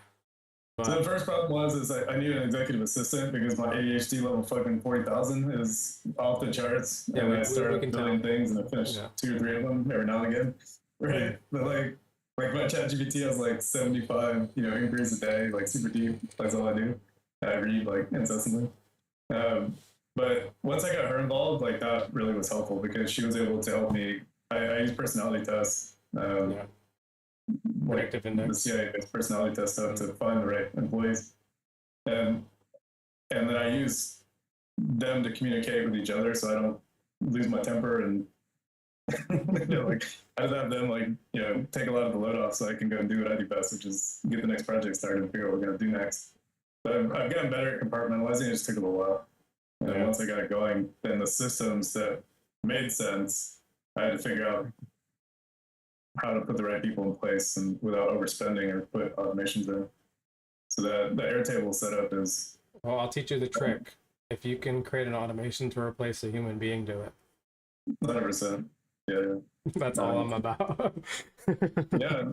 I mean, just the onboarding of getting them on the right page, like is Well, Yeah. onboarding is still unfortunately a human touch people like to see, on those. no, I mean things. like employees, like trying to onboard the people. Oh yeah, give them a that are- seven day, completely exactly what you need to know. Don't come to me until you finish these. Oh, by the way, create your own SOPs along the way because I need to know. Did you actually watch my videos? Yeah. That kind of stuff. Yeah, and I've never had a corporate job in my life. Right, I worked at Circuit City in high school, and after that, I was 100% self-employed. So I'm finding certain people that do have that C-suite kind of mentality that are very helpful to me because I'm like completely blind. I have no experience in the corporate world at all, other than hiring engineers and doing things for the construction project. But you know how to do their job, so it's not hard to hire somebody and ask them, hey, do you know how to do this, or could you do this along the way, and then kind of judge based off their responses. And then, well, I mean that's why it's like, well, you can't. Well, it's not that you can't, right? It becomes harder to hire somebody if you don't know how to do that job whatsoever. Yeah. Right, because like you have no. Let's just say right now you wanted to hire a CMO, right, Chief Marketing Officer for your company, to do whatever, and you didn't understand how marketing works, how ads worked, how KPIs need to be specific or whatever, right? And you had an interview with them. Well, if you don't even know the basics, how can you understand if they're high level or not? So like, luckily, like right now, you're at the stage where you're wearing all the hats, right? And then you're 100%. hiring specific people to make your life easier, right? Hopefully, that's the goal. But when you get to actually bigger and you got to hire, like I'm not even at the level I need to hire C-level positions. I'm not even there yet. We probably won't even get there until another 2 million ARR, probably 3 million, maybe. There's no need. Like, why would you? You can borrow them, right? That's what I always do. I borrow them first. I make little side agreements with them to get what I need until we can bring them up full time. There's a guy that was in my short sale profits. He was working for like Jake Light and a couple other guys. Mm-hmm. He's totally good at setting up the sales teams and running all the ads. He had a kid and he's trying to do some short sales so he could have more like inbound leads and no competition, because that's really what it's about, right? It's like they're a pain in the ass, but I get all my leads initially. I got them from like Chris Geddes and people that are out there just grinding the phones, right? And so they're running these short sales all the time. The problem is they don't have enough distress. So I built finally a buy box, and well, that's why. Like, I mean, that's most of the reason why people go for like the route of buying other people's leads or PPL or whatever, right? Not running it themselves because they don't know how to be a media buyer. They don't know how to shorten and tighten that buy box, and then they can't handle the costs up front of burn. Basically, you're gonna spend money to learn how to run it. And it's just expensive for the little like base hits. Like at the end of the day, like if you're doing, $10,000 assignments, like that's still a shit ton of work. Like there's a lot of people involved in that. And, like you can do, a couple deals a day, but Jesus, man, would I want to do that? Would I want to be running that team? I don't think so. It's, I don't know. And so I'm trying to pivot away from like assigning and more of, figuring out ways to get into, the Fannie Mae home style loans and being able to like buy things and hold up, but still have a construction aspect of it that's cheap. Because I find a lot of the DSCR loans are kind of just, in my opinion, the DSCR loans are the stripper loans of 2005, right? The no doc, just have a pulse and give me an APN to go do an appraisal on, and we're good to go. And that's going to be the next default windfall, and those are going to be interesting. What you're talking about is doing is more like what, the 203K loans? Yeah, 203K. So 203K is the FHA 3.5% down version of it, where you have a 203K up to 115%. Where they give you the budget to rotate and all that. Yeah, you can do construction. So, dude, those things, if you get land, let's say you like get a sub 2 deal on some land or something, and you're just kind of, trying to hold on to it, you want to bridge it. So you go and do all your due diligence with the county, and you're like kind of just like paying 100, 200 on your land or whatever. So like, let's say you go and find a foreclosure list full of like land that could be in California SB9, which means you can subdivide the land and you can add ADU and then you can take it a step further and do condos. So you can do a lot split, then you can do 2 duplexes and a JDU in the garage. And they'll fund it with the 203K loan because you have it planned out. Yeah. So if you buy the house with the 203K and then you get the approval for the SB9, you can do the ground up construction with the 203K on a 115% basis on raw schedules. And you can do it based on the rent. So that then you come to the table, 3.5% of $2 million, who cares, right? Like, yeah, it's a no-brainer. Like, there's no one that's going to give you that type of loan. You're going to come out with $4.5 million at the end of the day, like, and you're going to be able to do a cash out refi. So then it's just a matter of, how leveraged do you want to get, I guess. But the SB, so those being able to buy those and then, hold on to them for 2 years, that's the limitation with the FHA. When you go into the home style, it doesn't matter. You can do several of them a year. You just buy them, get them out of the 203K by refining them. So you're in a Fannie Mae loan, you refi into a conventional Fannie Mae, and then you start on the next one. You just keep doing it over and over again. You get 5% down. So, for a $700,000 house, you have a full retail purchase, $700,000. You do the lot split, you put the 2 condos in the back. Now you've got 4 units, and you basically double your money. Right? Takes you 9 months. The SB9s, they can't stop them. They're legally required to be over-the-counter approved. So, because of the density. So that's what I want to get into, stuff like that, right? Take over the property sub 2, potentially do it if I was going to do it that way. But even then, I get a little bit, California just, every time I turn around, they're like, got the money in another pocket. It's like, I don't know how many more pockets I'm going to get my hand put in. Or I hand put in, rather. I mean, it sounds like you just need to move to a different state, with... Well, I live here. I understand that, but like, if you want to do more deals, my buy box, to another state. Yeah. So, yeah, South Carolina is really good. I buy properties there. Well, there you go. Sounds good. They're definitely a whole lot cheaper and easier to do than California. Yeah. The problem there is like they have the 6% investor tax on second property. So, mandatory 6, 4% closes. So if you do, I don't know if any of you guys are doing deals in South Carolina, but the real estate commissioner is also the biggest title company. Yeah. Well, cool. But anyway, it sounds like, honestly, like I see Mike reached out to you for your calendar link, but you have a lot of knowledge. I definitely appreciate you coming on here, and hell, I'm learning from you. So that's the most important thing to me is, hey, like, we all learn from each other, right? We all have our specialties. I'm AI and automations all day long. It looks like you're more legal and everything else, like balls to the wall. Like you said, 80 miles per hour you're running, so I like that. Yeah, I'm a backstreet brawler. I'm gonna find the answer, man. Like, if I don't have the answer, I'm gonna find it. Oh, we're all pretty much the same way in here. If we don't know the answer, we're gonna find it. 100%. Like everybody in here in sub 2. I'm seeing these like. I think most of us are in sub 2. Yeah, most I don't of us, know yeah. about Wendell. I think Sammy's in sub 2, but I think So do you guys have the calculator and everything built in? Like you have data pulls in, does the calculations, and then auto sends, or how's? yeah. So you pull your data from wherever batch props you're, the county. I don't care where you pull it from. You're gonna upload it into some software that can get mortgage information, right? The moment you take that, you upload it in the system, it automatically analyze the deal, and then it will determine what deal type is best for it based off equity, and then you can LY blast and follow up and send contracts to the system. Nice. But yeah, So, I'm sure it's easier to yeah, write demo. Want to do RV parks? Let me. RV parks? Yeah, I mean, I have data source on Reonomy that might be helpful, possibly. You have what? Say it again. Data source. Reonomy. It's kind of like what's the big one? I was oh my god! All the commercial dealers use the other one. I can't think what it is. I think I know which one you're talking about. It's More multifamily like, commercial only. Yeah, but the problem is you can't get much area. You can only buy like the local one. It's $1 million trillion if you get the whole nation. CoStar. But reality is like $300 a month. Super reasonable. You can look up another. I got another.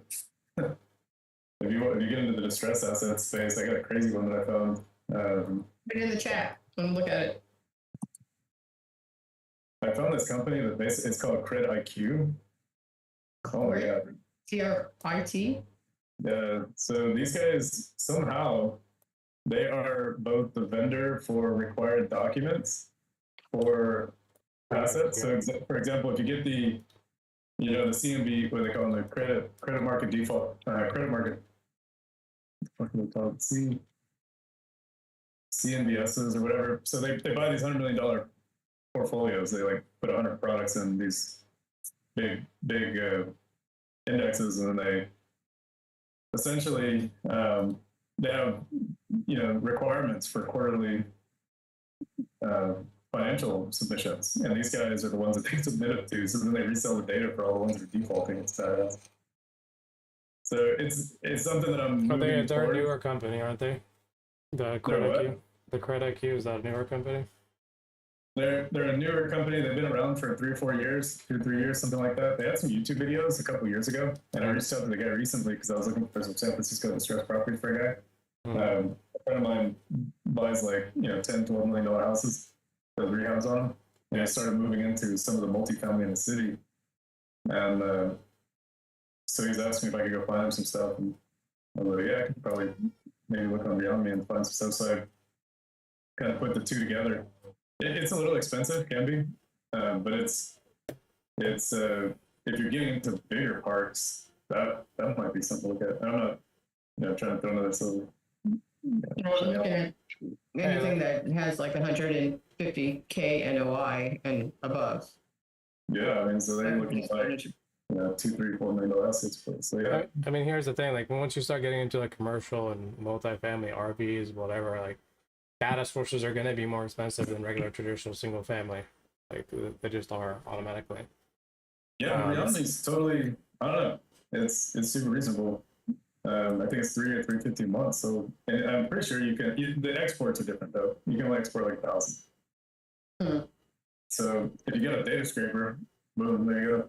So, Build one on Shopify. instead of exporting them, you could just use the data scraper and beat the guys their own game. Yeah. So yeah, that property radar, you can find some stuff there sometimes. It's not super helpful, but it can be. Is that mainly what you're trying to do? Is like when you say you're buying RV parks, you like doing syndications, or are you trying to find creative deals? I'm trying to find creative deals right now because I'm just starting. So 150 cap would be like say a 6 cap would be like 150. 15 multiplier. You'd be looking at like what $34 million minimum. Well, NOI 150. So I'm looking at a cap rate. If the park is 1.5 million, right? Then I'm looking at cap rate. It just depends. You know, and then when you're looking at the P&Ls, like everything, there's so much stuff that's mixed in there that shouldn't be in there, and stuff that's missing, and you know, that's just a starting point. You know, And this is anywhere, or are you trying to find them? looking around the United States, yeah. Do you already have some that you're running, or are you just looking for your first one? Or You know, that's why I'm starting with creative stuff first. yeah, man, there's a chick that does a lot of stuff. She used to be a CoStar broker, and I'm trying to think of her name. You're talking about Heather Blankenship? What is that? Yeah. Huh? Yeah. Is that someone that you've run across? We just joined her mentorship last week. Yeah. Yeah, Nice. excellent already. Yeah, She puts out so much free information. She's awesome. Yeah, I would imagine that would be helpful. she's really good. Pretty sure she was like door knocking and sending letters like at the beginning. I remember like 4 or 5 years ago, she was still a broker. Yeah, Really. yeah. She's and her. We haven't even sat in the first Zoom with her yet, and just watching all the videos, I've learned so much. It's like, wow, she's really detailed and really good.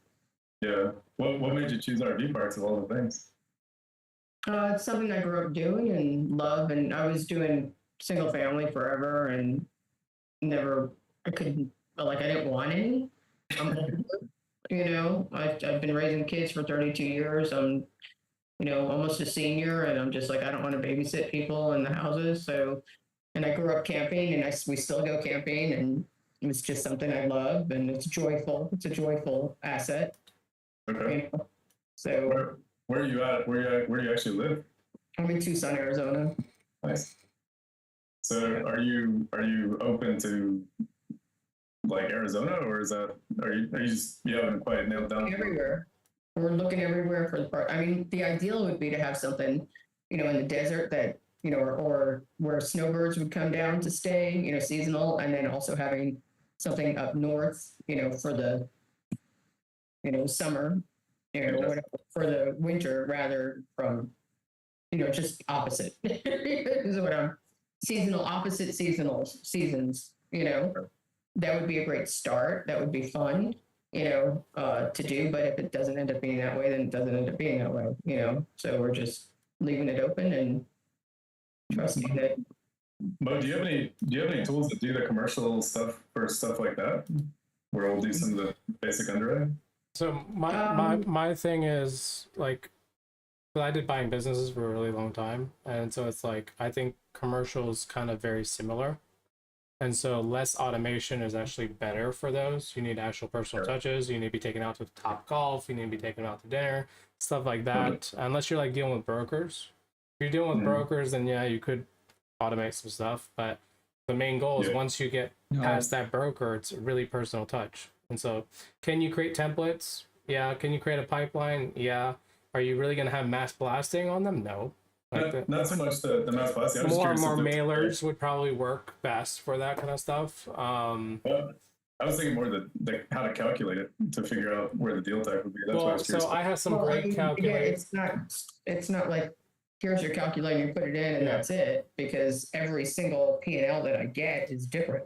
Well, there is something because, you know, we use calculators all the time, right? And they're basically the same template. The only difference that change in them realistically are their expenditures and how many units they have, right? At the end of the day, P&L is a P&L. Now, can you throw something in there and they'll automatically spit out a P&L, you know, over a course of, let's say, a business 3 years, maybe T12 for commercial, whatever, right? Like, could you do something like that? Yeah, you probably could. I think, again, the hardest part with it, of automating that is, like she mentioned earlier, was they don't give you all the information, right? Or they tell you projected, but it's not accurate. You got to actually manually find those projections. Or let's say rehab and stuff like that. Now you actually really get a deep dive into it.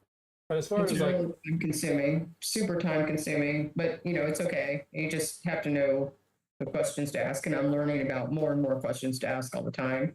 And like I said, I can't just really. Well, like with businesses, right? What I did is I had a checklist, right? That if I dealt with the broker or I dealt with the seller, I would just send them that checklist and like, hey, give me all the details, all of it. Like, don't miss anything.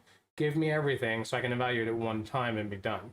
Of course, when I was doing the business, even with brokers back then, how many of them would actually give you everything? Yeah, exactly. 10% And if you're architects are lucky. the best because Right. they like, you know, they're mom and pop, they're probably doing cash method. They're like, oh, we got some money in the bank. Yeah. We're good. And but then again, when you deal with sellers and you ask for that same thing on that checklist, they're like, "Holy shit, you need all that?" I'm like, "Yeah." Like, Mhm. you really want me to analyze this deal, or do you want me to find skeletons later on? Yeah. So, And also with the RV parks and the campgrounds is there's dynamic pricing as well, you know, so you're dealing with that too. It's just a lot, you know, but you do your best, you know, and try to get as close as you can, and then, you know, show up on site and figure out where you can, you know, stuff that needs work and bring the price down. And, you know, and also, I mean, the other thing is also really knowing what things you can use to add value to the park. Like, we don't want to just buy a park and then not be able to add value, you know, because then you're also, you know, this extra land, can we even develop the land? Well, what's it going to cost to develop the land? You know, per site, what are we going to spend? Do we want to do cabins? Do we want to do RVs? I mean, can we rent canoes? Can we, you know, I mean, it's just like, there's just, but it's fun. It's really fun. What would make you execute? You have an ideal genre you're looking at. I think as we're going, we're learning more about what we really want to do, Yeah. and we're looking at a very specific type of park. You know, a more, again, a campground transient where families can come with kids. You know, but we also are looking at the value adds. So we have like 2 parks we're looking at value adds right now. One's in the desert and there's no covers anywhere. There's no shade. And you're just like, that's a value. That's an easy value add, right? Yeah. They have a gas pump, but they don't have the diesel. Okay. So, you know, adding diesel is, you know, value add. You know, so just again, every park is so different. Then another one where in Texas, where they're in drought right now, right? And the lake level is really low, but nobody thought about adding floating docks so people can launch their kayaks and canoes and, you know, or whatever, and come, you know, so the docks are all wooden, and, you know, or the, you know, it's just, there's, It's like really seasonal. Like, it's very unusual.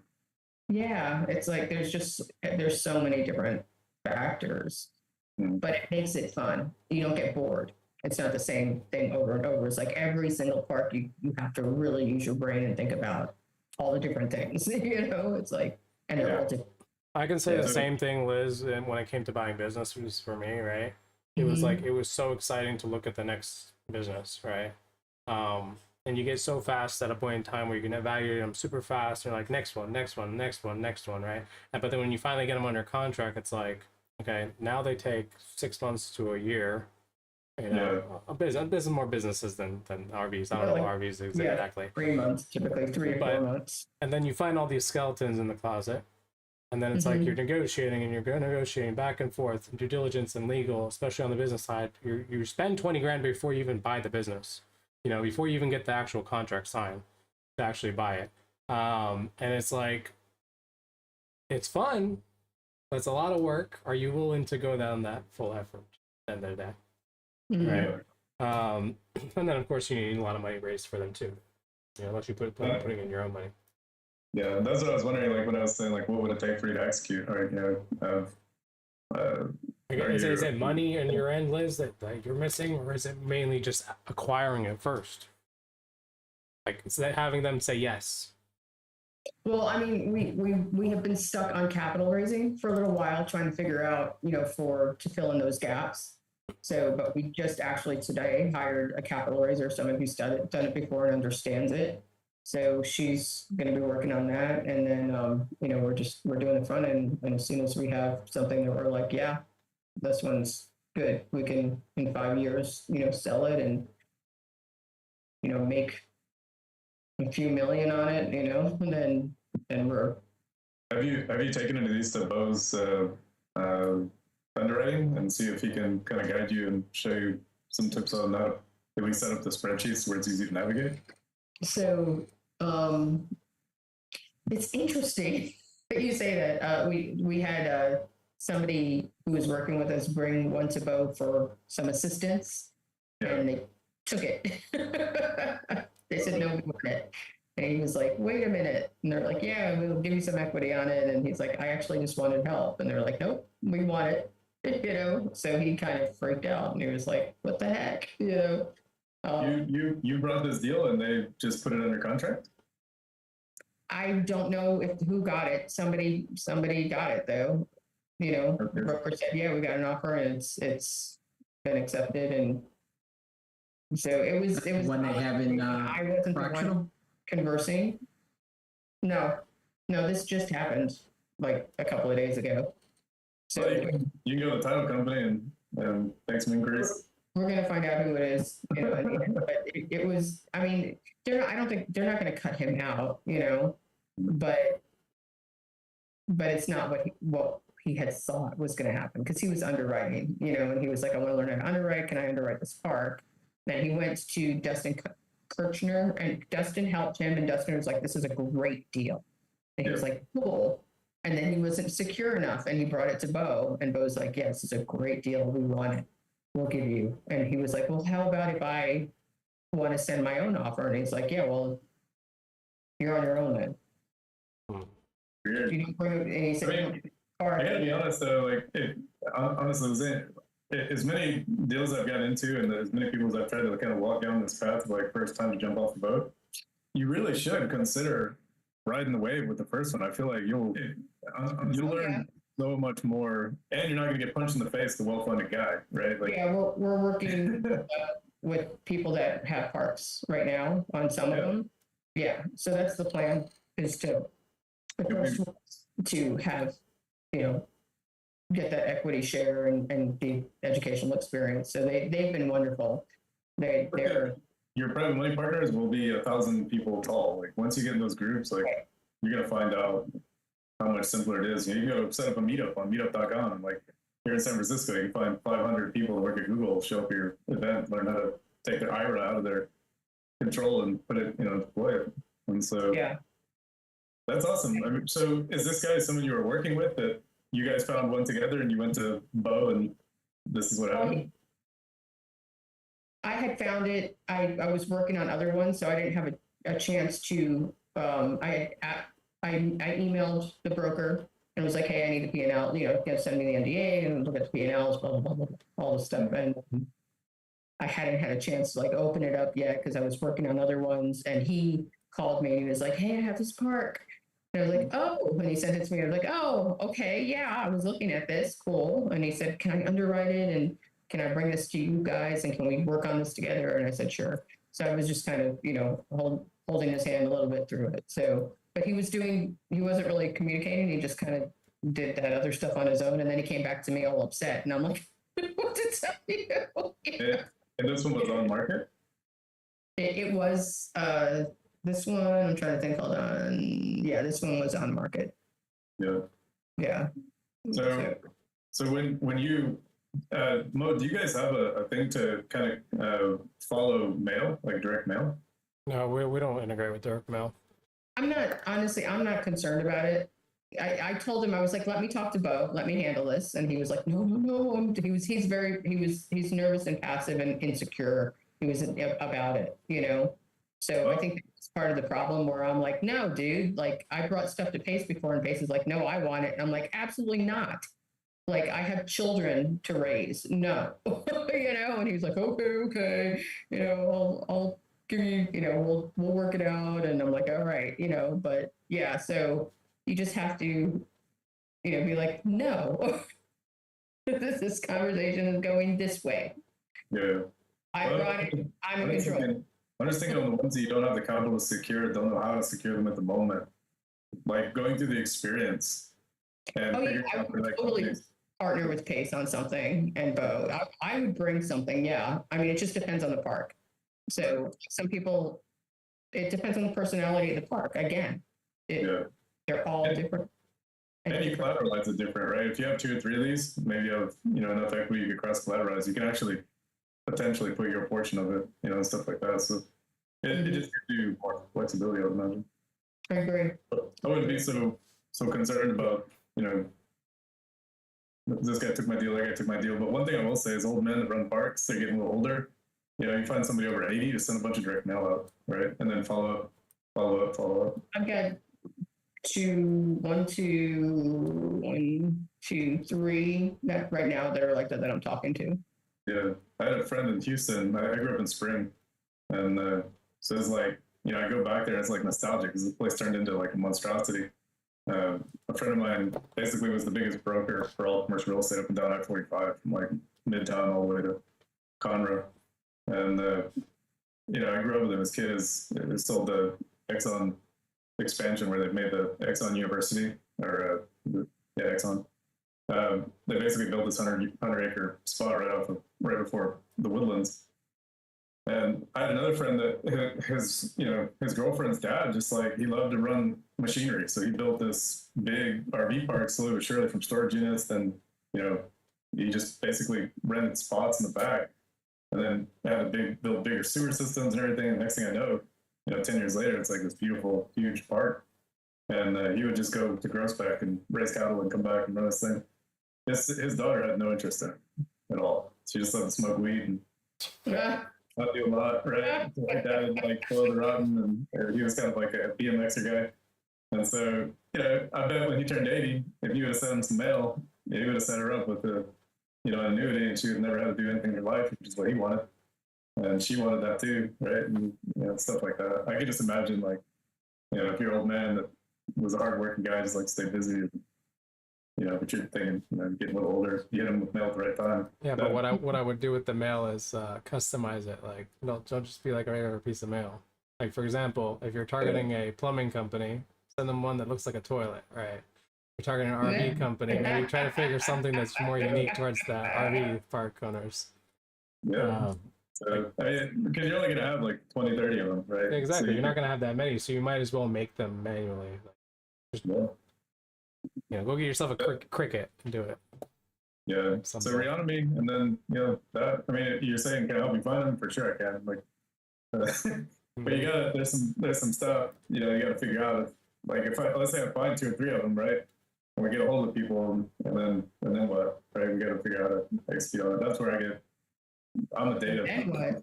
And you get the P&Ls and you start running the numbers to see if it even makes any sense. Sure.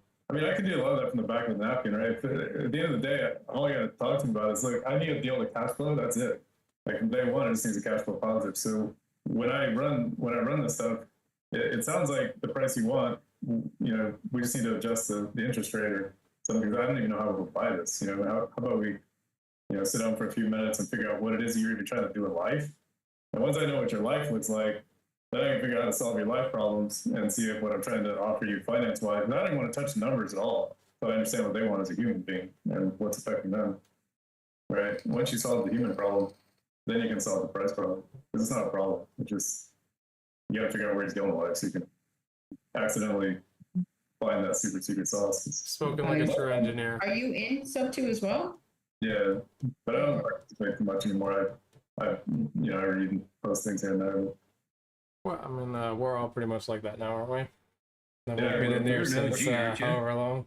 Where you You're an OG. You joined the first year, right? You're like an OG.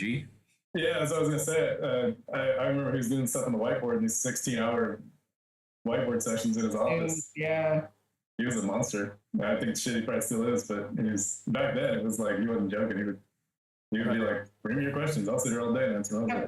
In just a few years, he's like, he went from, nothing to like it's insane. I don't know. He had a golf company. He has a lot of stuff he doesn't talk about.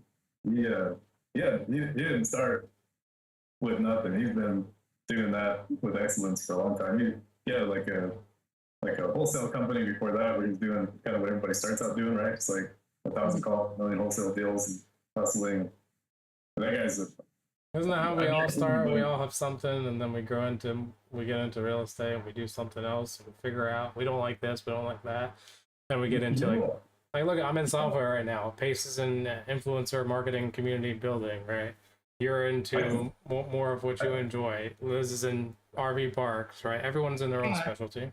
I mean, Kind of crazy how I ended up, I'm thinking about that, and I'm noticing that a lot of people, that's basically what happens is you start in, in the sub 2 group or whatever. If you're going into starting in the community, then, you start there and you're doing wholesaling, you're doing sub 2, and then, as time goes by, you start to figure out what you really like and enjoy, and everybody's just kind of going off in their own now separate ways doing their specific thing. yeah, we're whether it's- still in real estate. We just might be doing it a little bit different. We're not following the Yeah. exact sub 2 way, anymore. But Yeah. it's like we all have our own way. Because I still have people reaching out because they see my sub 2 Zooms, and I'm just like, I'm not doing those. I'm not in, I don't do sub 2. I don't do single family. Well, it's like the Right. same thing with like, joining one of those lives. Do you really need to join one of those lives now to really like understand? You know how to do everything now. It's Oh, now no, like, yeah. okay, if I have a question, I'm not going to join a live. I'm going to go ask somebody. Right. Like, you get to a point where it's like you're wasting time if you join those lives now. Mhm. I mean, that's Yeah. that's just really what it is. Well, it's a good incubator, right? Like it gives you that motivation to go. It definitely jumpstarts you. I mean, absolutely. But once you're there for how many X years, it's like I've heard it. It is a starting point, I think, for Yeah. sure. And it's not negative. It's just, it's a starting point. I'd say that they didn't even teach us is the phone calls, like suffering through that £1 million phone. Once you get over that, you're in good shape. Yeah. That's I just wish that they taught more exact how to, not just pick up the phone. yeah. Like, oh yeah, go use this system, go use that, go use go email blast, go mail, right? There's compliance for each one of those. Are you not going to teach us the compliance for all of them and the legalities? Like, you can't just cold call technically, right? I mean, you can. You can't just SMS blast. You can't just email blast. You can't just do this. It's like, at least warn us of something before we get into it. Because like some people are getting into lawsuits. Some people are trying to do something and you do it the wrong way and they get shut down. Their entire business model because they were never taught. That's how I started with short sales. I started undoing the over leveraged partners. Yeah. I mean, That's how it started. but you know how it is with marketing. We're going to show the rainbow, right? Always. And we're going to make it seem so easy. But the reality is it actually takes a lot more effort and you got to learn a lot on your own. This reminds me of the ShamWell guy, right? Like, there's always the thing of like, how for only $9.95 you can get deal sauce, and then you can go buy whatever. Like, the results driven, those guys are, Oh yeah. they totally figured it out. I remember when she was started. Oh, Tiffany Josh. Yeah. She's awesome. Oh yeah. That's another Rags to Riches story. She's a grinder for sure. Oh, absolutely. I mean, they're on top of their game with marketing too, but they do offer a good service. Don't get me wrong. At the same time, especially if you're an integrator and you want to learn how to jumpstart, managing people, teams, and systems. They're pretty good at that. That's what I mean. Like, she refined like everything to the max. Like, she's grinding. Yeah, and she keeps doing the same thing over and over and over again. They don't really change anything but add new things, right? As systems change, she changes. As legalities change, she changes. And so it's like, I know they're focusing now on more mailers right now at the moment, but I haven't been there in a few years, honestly. But so a lot of people use your software mostly for just the assignments. They're just trying to get the assignment fees, or are they building it up? Or I mean, there's people that buy on their own, right? There's people that transform completely into their own system too. Like they see what's available in there and they use it, and they're like, oh yeah, I want to do more RV parks. Let's do that. And the next thing you know, the entire system has changed to something else or another business model. Right now we've been since February of last year, so a year and 3 months or whatever. We're at 500 something users. So we're doing pretty good. nice. It's not pace level, I'm sure, but I mean, that's the thing. It doesn't have to be, right? it's plenty. Let's just go with that. Yeah. But we do Well, have a yeah. goal of hitting 15,000. Like that's one of our goals. I mean, it You works. came through People find Facebook out. ads, Jeffrey? Is that how you heard us initially, or stuff too? I don't know. I trying to think where I would have run across it the first time. Right. There's like Instagram. so many CRMs. I'm always trying to figure it out. Like Bull Leads was like an on market version. Mm. I was just trying to figure out like who could limit my other things that need to be added to the equation, right? Because I'm always like, oh, what if I can do this? And then it's like, I go off the deep end. Yeah, my hardest thing right now is tracking. Like that's my hardest part of my business model right now is tracking. Like we've done really good with the retention. We're really good with the tutorials. Really good with keeping people. Really good with like training and stuff like that. Now it's like we want to scale, like paid ads and all that kind of stuff. And it's like, where are they coming from? Because we have so much organic reach now. It's like you don't know what's coming from paid and what's coming from organic at a certain point. So yeah, I guess it's a problem of another, of a business at the end of the day. You're running PPC, right? Or all of them? Yeah, I was thinking you would kind of have to track the pixel for like multiple currencies and then figure out. I'm doing UTM parameters and everything to track everything through the system, and really just a lot. Man, this iOS update and that happened 3 years ago is ruined everything. You just send out an email to everybody and say, man, it would be really helpful if you just tell me maybe how you found it. Yeah. Why not? Yeah, if you got 500 people, just ask them. Yeah, but we just started the running that. So that's what I'm saying. So it's like I already know where everyone else came. Everybody else was organic. Everyone else was through events and Sub2 and Facebook groups and the YouTube or whatever the hell that's going on social media.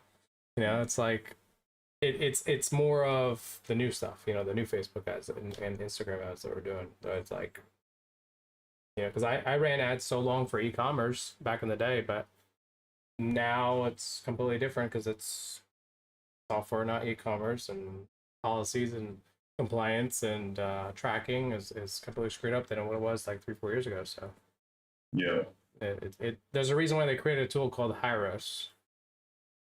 Right. That's enough. It was like something like that where you could kind of keep a database of where people run across you. I'm about at the point now I'm going to create my own Hyros. So it's like just to kind of keep track of all this stuff correctly. Yeah, that's what. So I made a post a couple of years ago. I bought into what's the other one? There's Hyros and there's another company but essentially they just like are a data aggregator. And I was seeing all these agents that were just being super rude to everybody. It was like everyone's like, oh my god, these agents. And so I put out a profile of their income, right? Like 180,000 or 250,000 agents or something, whatever it was. I put their income there. I was like, look, guys, whenever the agents are very upset, just think of it this way: like they make 30,000 or less. That's why they're upset. That's why they're rude. It's not. It's not you. Yeah. It's just a personal. They're struggling too, man. But anyway, but it was through that data aggregator that I was even able to do that, right? And that was interesting, being able to see how these like Hyros and all these other companies can pull all that data from like hundreds of places and pull it all together, and you can basically, follow somebody like a creepy stalker. But it works, yeah. Are you using something like Hyros to be able to? Not at the moment, right? I just realized, as of because we just started honestly running in the last 2 weeks, so it's more of now it's becoming a problem. Like we don't know what ad sets are working, what creatives are working, what anything is working at the moment. Don't get me wrong, they're all working. They're all working really well. Which ones are working? Who knows? Which ones do I need to shut off? I feel like, where are your biggest clients? Are they Sub2 or the innovation, or like how does your calculator shine? The target audience, of course, is creative finance. So because it can, it'll calculate Sub2 seller finance and hybrid deals, mainly for single family, right? And and it has all the contracts and everything that you need to do for those creative deals, as well as raising money and how to bring private money lenders in, and doing contracts with them as well, promissory notes and JV agreements. They're all in. It's all in there. So like the target audience is the creative finance communities essentially. And so we got our targeting right. Our targeting is great. Like our conversion right now is pretty good. We literally just started and we're already under our expected CAC, essentially. So it's like we're profitable from day one a client signs on board. So which is rare for a software company. Are you pumping a bunch of YouTube videos? You like creating a bunch of content on YouTube? No, I should. That should be only. That's why we kind of shifted it. Well, two things happened. Facebook removed the ability to put lives on Facebook for longer than 30 or 45 days, right? So now like, all the lives that were on there is becoming, they're all being removed. And then second thing is like, well, since I'm moving to YouTube, I might as well post more on YouTube. Now I've already have a lot of shorts going out. I already have tutorial videos on there. Like, don't get me wrong, we're growing, right? We just transfer everything over. And so it's like, it's gonna be a transition until like everybody that's on Facebook gets on YouTube. But at the same time, it'll grow eventually. Like we're posting 100 pieces of content plus, 1,000 pieces of content out right now per month, just on social media. On YouTube. On every Shorts? platform. On every platform. Do you have like a metrical or something that's just calendar? Yeah. So no, yeah. So I have pretty much everything. I built my own social media AI system that does all this. So it's like I really don't do anything. I sit down for 20 minutes a month and I review and schedule pretty much, essentially. You just have somebody write an article for you, put some on medium.com and get somebody to like create some articles that will get you. So what I've done instead, and which I should probably do as well, right now I have a blog post being published every single day on autopilot. So what I could do is just have, using make.com or something else, right? Just have it auto post to Medium or whatever simultaneously. So, that same exact. So one thing to consider is removing the ASCII codes in the Unicode first, if you have a way to do that. Because that's the issue, is like Google sees the auto manufactured AI blogs, but if you can remove the ASCII code, they have a tool called exit tool that I've been using recently. And the reason I use it is because of that. Like I want to make sure that the blogs rank right. Otherwise, I feel like. What did you say was ASCII codes? ASIC? ASCII and Unicode, they basically have the hidden code. And like if you have kids that are cheating on their tests, whatever, using these copy and pasting answers and stuff like that will show. I'm trying to think, what do you call it when you're like they're flagged as AI? not citing things properly? Yeah, but what's the word for when you're citing things you didn't write? Plagiarism. Plagiarizing. Yeah. So these plagiarism tools, they're looking up the ASCII and Unicode text, and it's like it looks like a neon sign on the when you can see it, right? But you can't see it; it's invisible. It'd be like Unicode. It looks funny. It's like so. What you're saying is you need to use another tool to take the existing data you have and jumble it up a bit before. No, you strip it. You strip it out. Oh, just strip that part out. Yeah, there's just normal text. It's not ASCII because it's not tagged. They don't have like implanted ASCII. I have my blog post not generated as text, as HTML, so I can see everything. Would it not show in HTML? Well, you got to see if the Unicode's embedded in there if it's created by AI. That's what I'm saying. If AI creates it, it's embedded with it. You got to strip it first. So like right here, if I pull this up, like a blog post that was just published right here, if I open this up and I click on the copy, I open this copy up, it might be a short or long blog post, but it's all HTML. So like, how would they even put that code inside here? I don't know. Check it. Run it through a Unicode or ASCII. Run it through one of those code checkers. Okay, so run it through one of those just to double check, make sure everything's good. Okay. Yeah, because like right now we are ranking for SEO for a lot of keywords right now too. So it's like we've grown. I don't know the exact, but I want to say we're at probably on just SEO based impressions wise. I mean, shoot, we're probably at like 80,000 impressions. I mean, I know clicks are different than impressions, but we get a lot of impressions, especially since the last 2-3 months I've had content going on nonstop. And yeah, because I mean, if you tie in all those vlogs or all the YouTube stuff into your blogs or whatever, that's where you'll get a lot of stuff. So I'm building out a Grumpier site. Basically, I don't have the skill set to do it. So I got to do it the hard way. But I hired a guy in India who does a lot of the SEO tooling and builds out the website for me. Mm-hmm. And that's where we're getting a lot of the traffic. Is like we get to answer the public, we figure out what all the things are, right? We use like Neuron Writer and figure out what all the the top ranking words would be, and then I create the videos we put the vlogs, connect them to YouTube, and then Yeah. they're I mean, local. all I know is like, again, right? Like I've hired so many people to do content per se, and they always end up being crap. They're never exactly what I want, right? And I know that's a problem on my end, right? I could train them better, I could do better, whatever.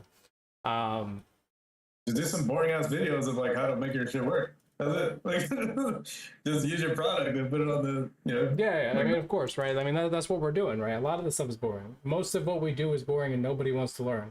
Like, if I put a video about compliance, right, no one's gonna watch it. But if I put a video on how I close 15 deals in 30 days, right, like everyone's gonna watch it, of course. But I mean, like your SOPs, like just show like how to use your tool, how to input the, you know, stuff in the calculator, and are you? Well, yeah, we already have those videos up there. You know, like all the tutorials are there now on the YouTube channel.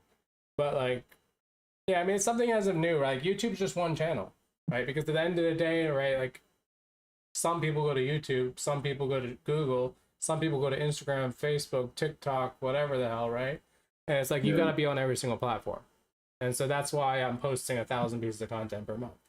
It's like between let's say 6-7 platforms, besides your Facebook ads, besides your organic through groups and sub2 and all this other stuff, besides your live events, besides your, you know, your Tuesday night and whatever people see you live, and like all of it together. And then like what you came through, right? Let's say it was an abandoned cart maybe, or just a friendly email to join a live event because you opted in at one point. And it's like, that's one part. I have a 6-month-long buy or die funnel behind that, by the way. You're going to get spammed. So just keep that in mind. Like, it's a lot once you get in, you know? Because most people don't convert after the first time they see it, right? It takes somebody, let's say in sales, they say 7 times to see an ad, right? Before they actually make a purchase. Well, this is software. It's also higher ticket than some $30, $40, $50 product, right? So it's going to do a little bit more than that. It's going to need a lot more touch points. It's going to need a lot more free resources. It's going to need a lot more join this event. It's free. Oh, here, go get this free thing. Oh, here's a buyer's list. Here's whatever, right?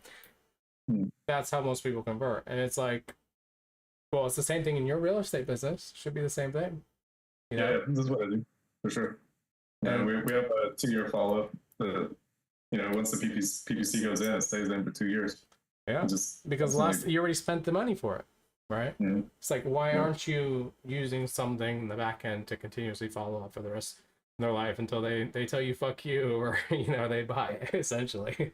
Ryan Serhant says until they either die or buy or die. Ryan Serhant, yeah, that's what John said the other day. But yeah, he's the best. That guy's like, you know, that's a story for the books. You know, he goes from selling rentals, right, to pregnant women, then he goes to selling billionaires. But I will say the hardest part is, okay, let's just say you start up a business, right? Or a section of your business, or a new product, or a new service, or whatever the hell you're doing. I have the idea, I have the want, I know exactly what I want, I know exactly what follow-up system I want, I know exactly how the funnel needs to be, I know exactly how I'm going to target them, I know exactly how this is. But actually doing it takes a year, you know what I mean? If you're by yourself, if you're doing it. Or if you have a team, it could be done faster, of course. Right, but then it's not done exactly how you want it. So there's always going to be those pros and cons at the end of the day, but most people don't build it. Right? I mean, if you have a bunch of business friends around you and you ask them, hey, do you have everything you need 100% done? 9 out of 10 of them are going to tell you, either I'm just getting started, I haven't even tried it all, or I'm still in the middle of building it out because it's never ending. Yeah, I mean, that's where my issue was with sub 2, is like there wasn't a system to keep it consistent. It was very much like a grind. Yeah. Right. So that's where I really ran into issues, is I didn't know how to build a team around it where. Well, the trick is not to hire someone first. The trick is to you document everything that you do first in video format, right? And then bring one person, let's say for that, like I say, an acquisition person, right? You bring one person, you say, okay, watch my videos, see how I do it, listen to my phone calls, listen to everything. Now you create the SOP based off what you learned, and then you review the SOP and be like, hey, Did you actually go through it? Because I did it before the opposite way, where I gave them the SOPs and I gave them everything. And I was like, here's a 7-day thing. You're not getting on the phones until you finish 7 days worth of training, you know? And then you're going to be ghosted behind somebody listening to someone's calls the entire time for another week or whatever, right? And it's like, no, we're not doing that, because like they're not even reading the book you give them in the first 7 days. They're not watching the videos. They need to be given the task immediately to create their own SOPs, even though you might have your own. I feel like with creative finance, there's a lot of things you can sell and you can investigate the story, but with those, it's story based. Like you were dealing with a completely different series of parameters. You have to find what would even make them consider doing that. It's so atypical that that's a journey, right? And so that's a specific kind of person. And Absolutely. And you have to have that like high emotional intelligence. Yeah, well, because like, of course, we have multiple step interviews and we have predictive index we use and stuff like that, right? But at the end of the day, if you can't follow the task and you can't do the job and you can't be the person on the phones, even though you say you can, right? Even though you fake the predictive index, however you did it, right?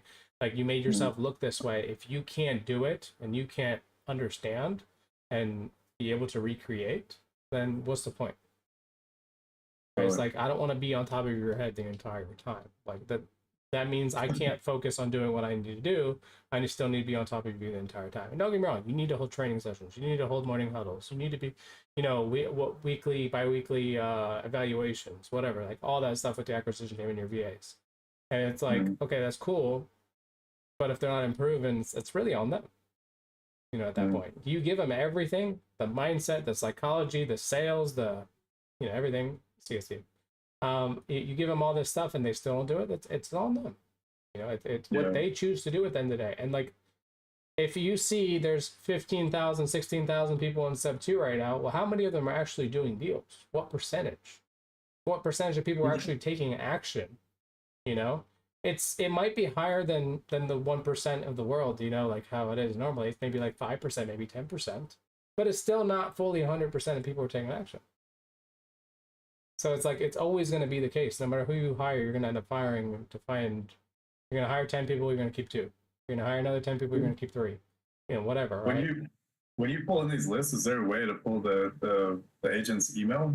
Yeah. So so let's just say, like right now, like you can get data from what? Let's say you get it from the tax assessor. Let's say you get it from Redfin. Let's say you get it from wherever. You can upload it into PropStream, Batch, DealSauce, and re-export it with the mortgage information. Is it going to be 100% accurate? Data sources are never accurate, right? But we can take that and then we can, based on the ARV, based off the mortgage balance, based off the equity, based off of certain things, right, that you get inside there, we can make an educated guess and say, okay, this is what we're going to be offering as a gauge interest, essentially. If they respond positively, now we're actually analyzing the deal. Yeah. Right, because the last thing we want to do is make calls all day long, right, on these things. We don't even know if they're interested. 100%. So I have Deal Machine, right? So I have all the phone numbers for the off-market stuff, but on-market is sort of difficult, right? So you have all these agents, they're changing brokerages, like the API feeds or what they are. Yeah.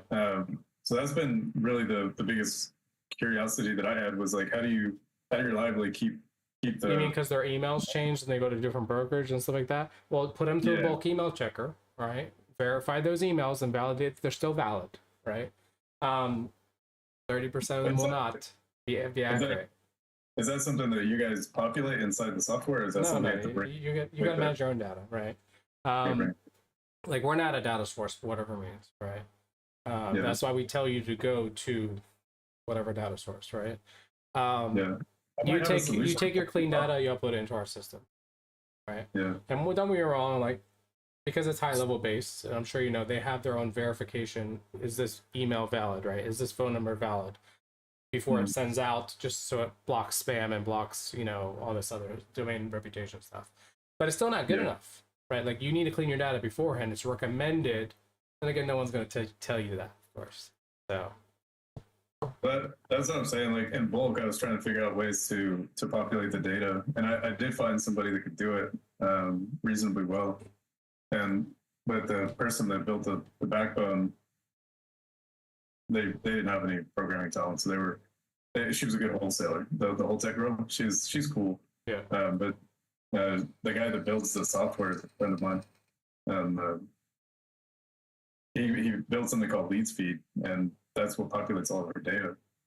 So I'm curious if would it be possible to have that feed in with what you've got? I mean, if you got a webhook or an API, you can. Yeah, I mean, that's not a problem. I know, John, you've done a webhook, right, from different software before. You were able to get it to work, right? Yep. Yeah.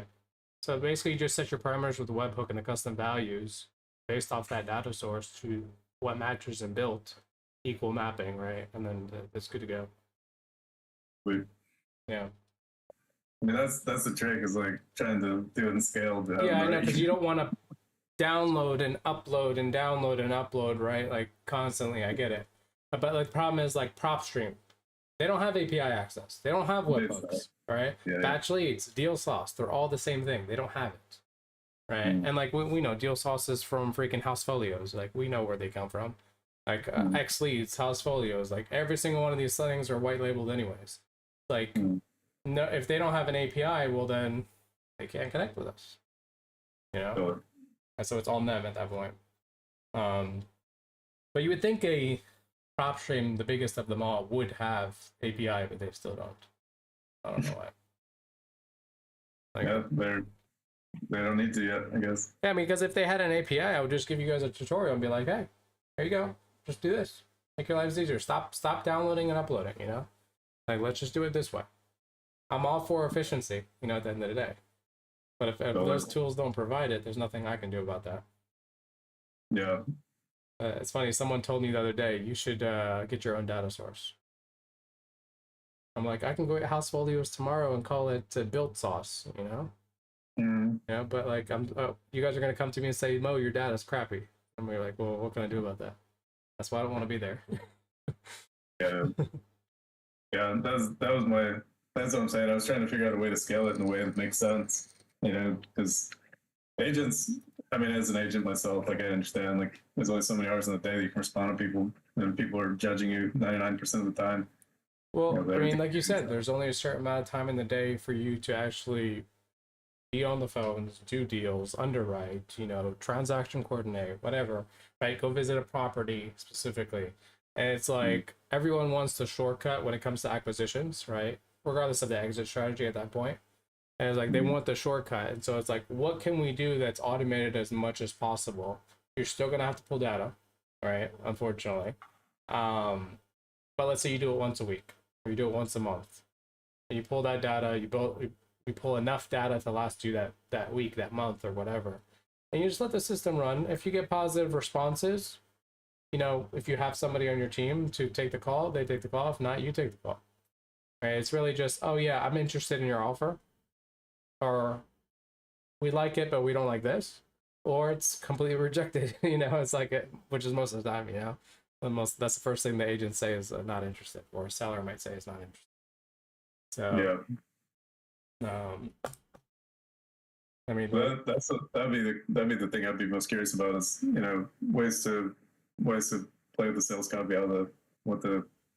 But you know this as well as everyone else, and John just admitted it earlier.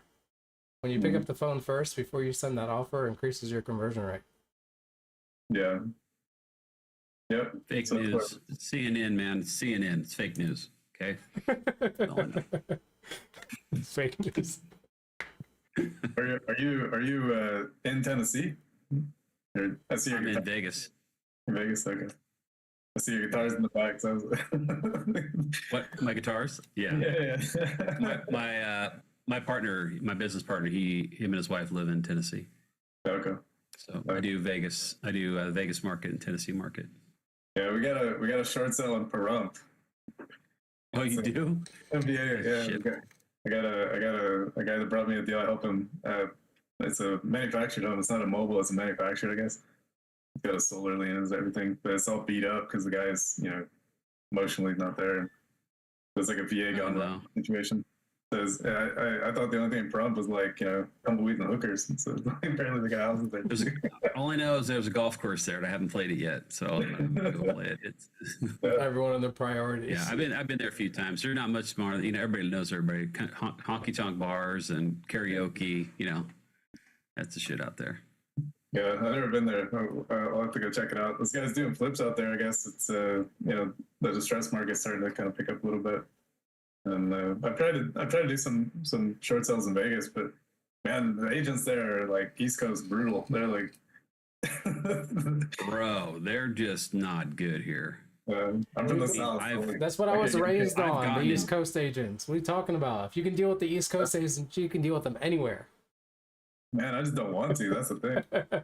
I've gotten in some big good brawls on the phone and texting with agents over here. They're just rude, just coming back and going, fuck you, this is a scam. And I'm like, bro, what are you talking about? And then we go back, this is a bullshit, and I go, man, I hope you're not training agents to be a piece of shit like you. And I just go right at them, man. I'm like, I'm not an agent. I go full tilt on them until they DNC me. I barrage them. Morning, piece of shit. Morning, piece of shit. They'll finally DNC me, and I'll go, okay. My girlfriend's like, I'll pick up the phone every now and again and call them, and they'll be like, it's one of you motherfuckers trying to just, do they're like, you're breaking the law doing these illegal sub-2s. You're gonna go to prison. And I'm like, guy, like this is simply a contract. You either effectively handle the contract or you possibly breach it. And second of all, like you have options. Like the bank can decide or not decide whether to enforce a breach anyways.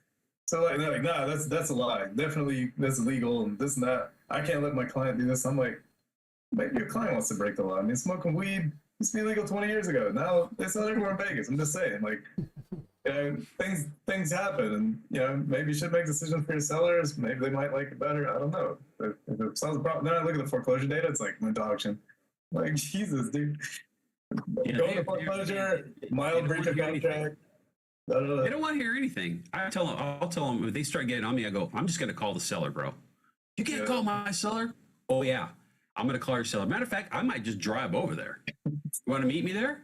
I'm going to go knock on the door and say, did you get the 3 offers I sent? Did they actually present them to you? Or maybe you should call your broker and see if that's how he's training you guys. And if it is, fantastic. Right.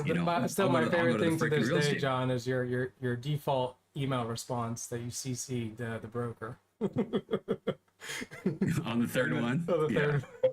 That's what happened. Is like too much of that after like a year or two of that, especially during COVID. Because like you guys are, getting a little better as the market's kind of going down. But man, in 2020, you try to pitch creative, they're like, dude, I got this listing and I had 400 offers 2 weeks before I got it. What the fuck are we gonna do this with you for? I was like, oh my god, but I'm creative. Like it sounds like a good idea. They're just like laughing at me. I'm kind of new, I'm green, I'm excited. And all these agents are like, dude, that thing's been sold. Like, what data are you using? I'm like, it's only 3 days on the market. Like, yeah, been sold. I'm like, oh my god. So it was pretty intimidating at first, and then as I got a little better a year or two into it, I got into the Vegas market. Holy shit, man, that was. I finally, you finally get a diamond in the rough. An agent called me today. I pitched him a creative. I just sent him an LOI, just email. He called me up. Hey, John, how you doing? Hey, I'm going to present this to my sellers. How would you explain it to my sellers? Mm-hmm. I see it's like a hybrid kind of thing. Like, can you walk me through how I explain that? I'm like, hell yeah, I'll walk you through it.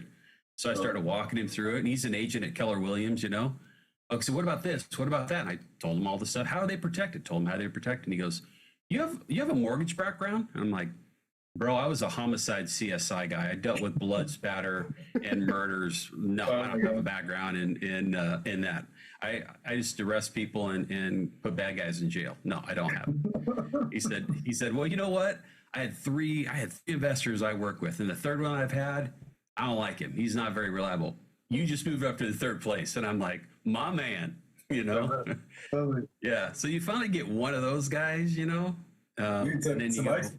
my experience was just like that with the short sales. I was like, hey, if I tied the bank up to the ceiling and beat the money out of them for your clients, would they be okay with that? And the first time I said that, and they were like, yeah, like, is this something that you could for sure get done. And I was like, I'm pretty sure that we can get this done.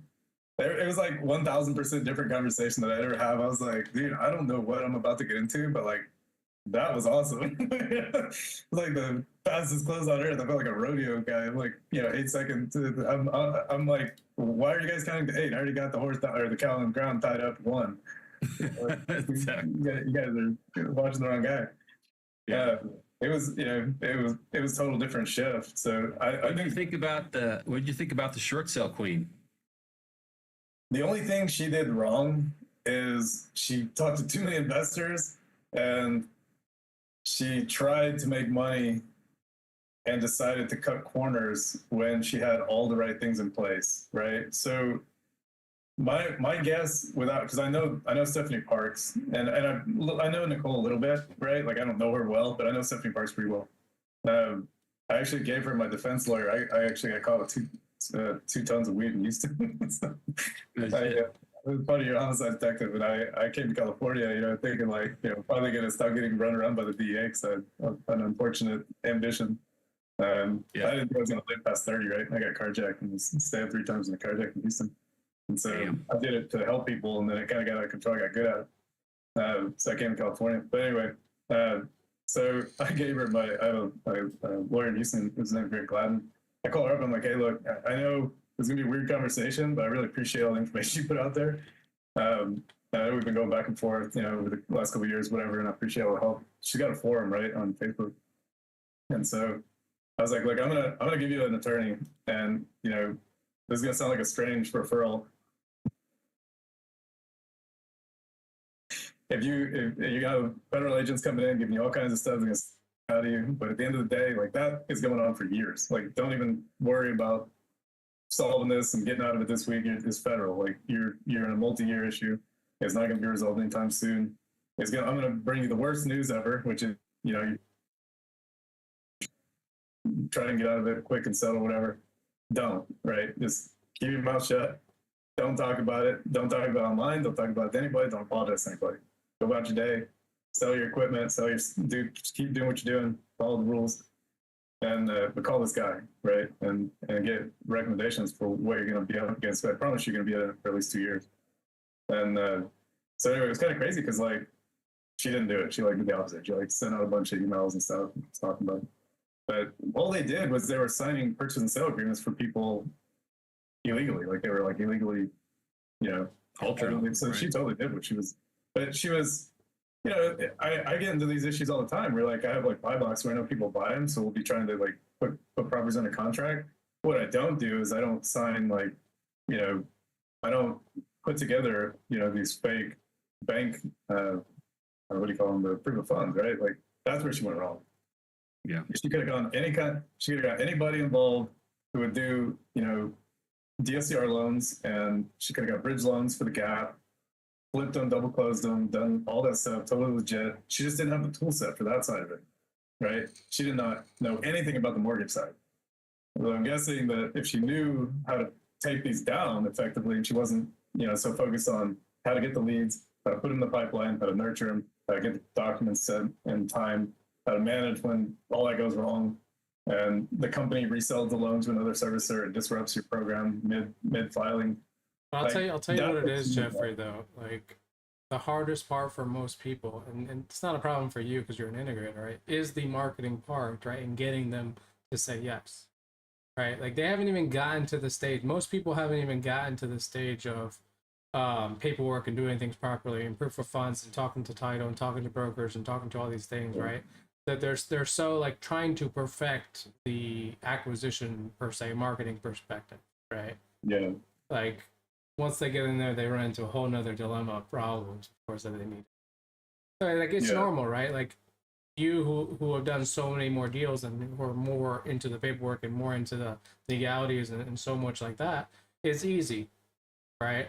And then the marketing is now easy for you too. So the biggest problem is like you have all these people that are scared shitless of the arm's length transaction portion of the laws and short sales, and people go to prison for it, right? Like it's a real thing. It's the mortgage fraud. Yeah. And so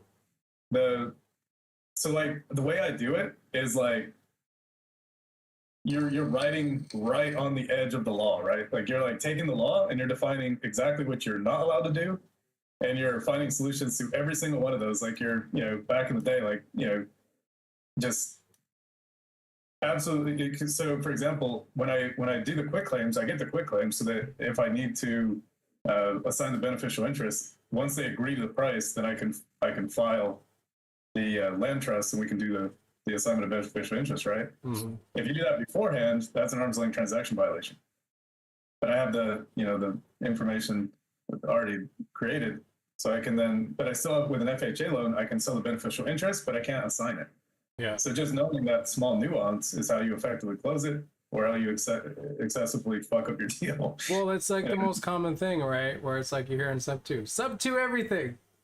Mm-hmm. It's not the case. FHA is different. VA loan's different, right? Conventional loan, okay. Yeah. Some lenders you probably still don't want to do it that way. It's like paperwork is different for every type of deal, let alone when you get into all this extra stuff as well. Yeah. It's like nobody wants to understand the nitty gritty stuff. No problem. Yeah. Window. But there's no deeper dive than short sales, because you have you have insurance claims, like say in Florida they got all flooded, or in Vegas maybe thing burned down, California they burned down. They get that insurance. It's lender placed insurance because they haven't been making the payments, right? So now the question is like, okay, you got paid out on that portion. Where's my credit on the short sale? I didn't get paid. You got paid. Why is that money not in my pocket?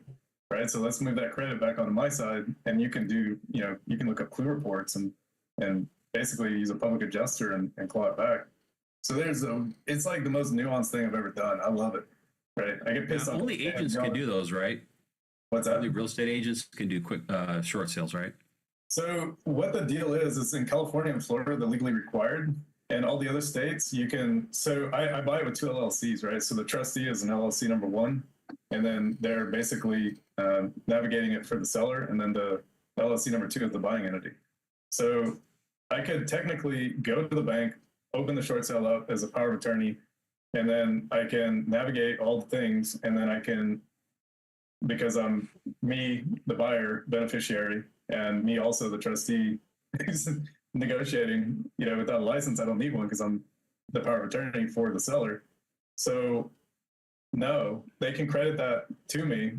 None of that becomes a conflict of interest at all in any of the conflict of interest would only be if the seller was going to benefit, but it's a short sale. So the seller's benefit is simply getting. Because you're the beneficiary, you're the trustee, you're the power of attorney, you're everything. Two entities. Okay. Oh yeah, you got them separated by two entities. Gotcha. Right. Because the person who would have the conflict would be, I would be interfering with the. So the number one thing that it does that is there's not an open bidding system that they want to escalate the bid, right? But it's a seller's responsibility to decide who they want to go with, because it's important that they succeed. In a short sale is only successful if they have a successful buyer who doesn't back out, whose contingencies don't fail, they back out, whose funds are real and they don't back out because they can't figure out how to get funding. So all those things are what are a conflict of interest between the bank's loss mitigation rules and the seller's assurances that they can actually perform with that buyer. So it's interesting when you do it this way, right? It is interesting. So like we just put them into we and the other thing is like the bank is really pushy about submitting the deals super quickly, but like who has time to go figure out all the things before they even address the bank about a short sale? So like the whole process is wonky, right? Especially when you get up near an auction. So I have a Chapter 13 lawyer. He files them for $750. I pay the $318. I walk him in. I stop the auction. I turn around. I submit the deal the next day. I'm like, fuck your 37 days, motherfucker. Like, this is my fucking short sale, and I'm going to succeed, and you're just going to do my paperwork. That's what you're going to do. Because I get sick of it. We're going to close your account. I'm like, dude, it just costs. Freddie Mac rule says you're supposed to take all loss mitigation, and minimize the loss. And here you go, closing the file. It's going to take days for me to reopen it. It's going to take days for you guys. You guys could have just postponed it. I told you I was going to file the Chapter 13. Your dumbass didn't believe me. It's like, well, what are you doing here? Let's get on the same page, guys. Like, I'm for real. This is going to happen twice. And then I'm going to just bombard you with legal reasons to drag this out in court if you do that. I'm going to take it right back from non-judicial to judicial. But I think you guys did some problem activity. You don't believe me. you know, tried me. And so I don't know, you know, I find it interesting because you can buy all the time in the world. So then you basically say, or it would be in the bank's interest to do this quickly, and I want a discount for that. Right? So like, you know, we could close in 30 days, but now you're, you know, probably it'd be in your best interest to close in 14. Here's my line item discount. So it's basically like that. You just create, you know, it's a wide open field. You have, you know, back and forth with the bank on what they will and won't do, and it turns into loss mitigation. I mean, like almost like an insurance claim adjustment. Dang, interesting. You know what it seems like? It seems like if you're able to, like in your circumstance, it's like you really don't have that much competition because you know all this. Nobody wants to do this. Nobody wants to do it. Like even me, I'm thinking about this. It's like it's cool. Doesn't mean I want to get into it because I don't know that. I know enough at the moment. Every day, I wake up ready to yell, dude. Every day. That's what I do. I get up and I decide who I'm gonna yell at first, and like then I put my VAs on it because we have like I had a submission where we had a POA and they wanted me to file the POA with the county. I'm like, get the fuck out of here. Who does that? I look it up. There's actually a way to do it for probate, right? And I'm thinking to myself, like, this person isn't dead. Like the deed fraud chance here is 0. And this girl's like hooked on meth, you know, like I don't know what her deal is. I can hardly find her half the time. And the boyfriend's got an IQ of like 7, maybe. Right? And so they got a baby daddy issue with, you know, it's like child support and court and this and that. And the only way I can find him is if I throw the damn ghost runs right through my sheet and I just happen to catch him. Like it turned into like a cartoon, right? And so it goes on for like 6 months. You know, I catch him on one document, and I can't catch him, and then she somehow got into a loan mod. Now I got to undo the loan mod and re-go back to a short sale. So reverse flipping, you know, they were like, "Oh, bring us your deals with JV with you," and they screwed up 2 of my they screwed up 6 of my files. And those guys are crushing it. Like I'm not, you know, I don't know what to think of those guys. They're just like they try to expand too much, but their thing is real. Like it's real. Quit claiming out people on probates and running short sales with these quick claims. Oh my God, this shit's genius. But it's super, super paperwork intense. Like you really, like if you're a wholesaler and you're not good at like paperwork, then you probably should not necessarily do this. Because it's like strategy.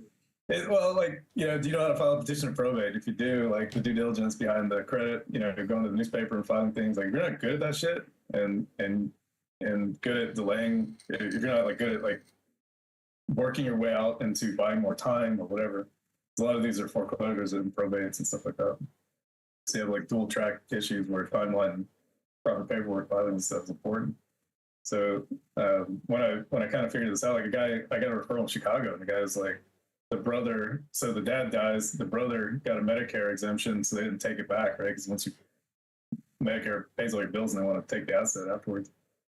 The brother got an exemption, then he dies. So that was the second brother and sister, like the heirs, but he's, you know, letting every wholesaler in town try to buy the property, and finally I figure out what's going on. I'm like, look, brother, here's how it's going to go. Like, you got to go through the whole probate process, and, you know, is your sister cool with it? And do you want to go through this, or do you want to just quit claiming this thing to me? I'll pay some cash, and we'll call it good, and I'll figure this out. Because he doesn't, right? Like, he doesn't. I gave him the paperwork. He's like this engineer kind of minded guy where he's like, wants to ask me a million questions. He's doubting every single thing I tell him. He's like, oh, it looks like, you know, you're not allowed to do a per se filing or a pro se filing in Chicago. I'm like, nah, dude, it's just every idiot that tries it fucks it all up, and they don't put a full file together. They go, the judge is like, dude, that's wrong.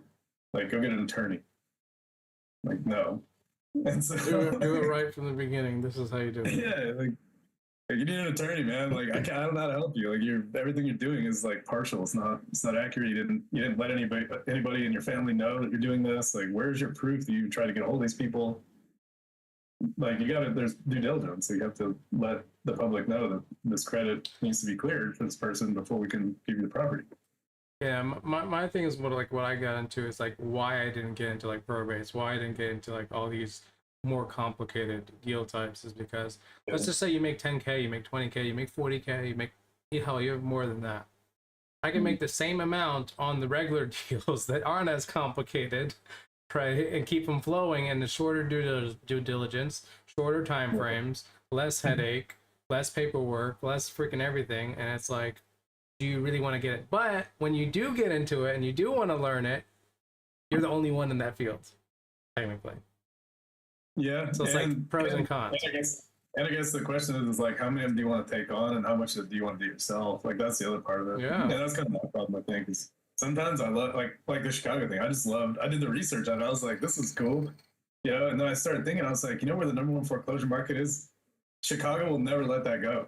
They're like, you know, Detroit's trying to stay the market cap, but you know what I mean? Like they're just like, we're gonna kill people. We're gonna be number one forever. And then Louisiana was like, nah, man, we're gonna kill people. And so I apologize. I don't mean to be. No, you're good. None of us is offended. No, I already dropped the bomb earlier. Totally. Yeah. Well, I mean, like, you know, I'm sure you've seen all kinds of crazy stuff. So it's like, I grew up in Houston and I left because of Katrina, right? Like, as soon as that tidal wave of people came, I was like, no, I'm out here. I'm going to ride my motorcycle for 6 months out of the year, regardless of the weather. It's going to be sunny for sure.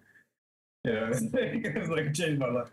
Houston was like, man, I don't know. You know, I got to bring an umbrella every day with my motorcycle. It's going to rain for sure. Just win.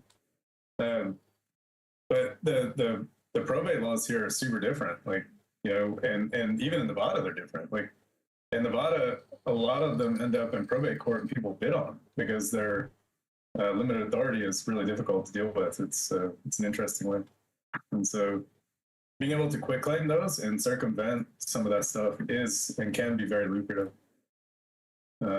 I've found a couple of people that are good at it, and I've started using NEPQ like and navigating the conversation with some of these sellers. And it's like, are you ready for like maybe a 2-year probate battle? Right? They're like, no, Perfect NEPQ question. Yeah, like well, What happens if you don't get rid of it? Yeah, or like what happened? You know, you said you had a sister. Like, do you guys get along? I hate that. Like, I don't know what I'm gonna do. She's gonna show up the court and create all kinds of problems. I'm like, I mean, do you want to fight her, or would you be maybe willing to part with some cash and forget about it? And so with probate, man, that's a good one. Like, super good one to do. That sort of reverse flip where you're just paying all the quick claims out and litigating. You do what's called a partition. Right, you start a lawsuit against all the other people, and you basically just say, "Look, we need a cash call. There's some money owed, and I want you to pay it. Your pro rata, and then we'll be partners. Otherwise, fuck you very much, and have a nice day." Interesting. That's a whole new game, man. That's a whole new level. Like, every single thing you're saying, Jeffrey, is like, it is a whole new game. Like, the creative thing is cool, but like, I don't know. Once I went down this path, I was just like, look, I'll take 4 deals a year. You know, they'll all be grand slams instead of, you know, and nobody's going after them. Like, nobody. I have one at 3104 60th Avenue. You guys can all look it up in Oakland. Like, that's been on the market for 251 days or something, 253 days. I hold the deed to it, right? And the guy was like, we go out to dinner, and like, he's like, dude, when are we gonna get this done? I was like, oh, you know, the bank's on it. He's like, awesome. I just hope you win. Hope it works. It's like, no seller ever has been like cheering me on. They're like, when are you gonna pay me? Why aren't you paying me yet? Like, I'm really worried that you're not gonna close escrow or put in your India, whatever, right? And like, these guys are like, are you gonna kill him? Because he was in foreclosure? Yeah, so it's like a duplex and no equity, right? So he was getting, say, like 900 times 4 is 3,600 a month, and the rent was like, I'm sorry, the mortgage is like 5 or something.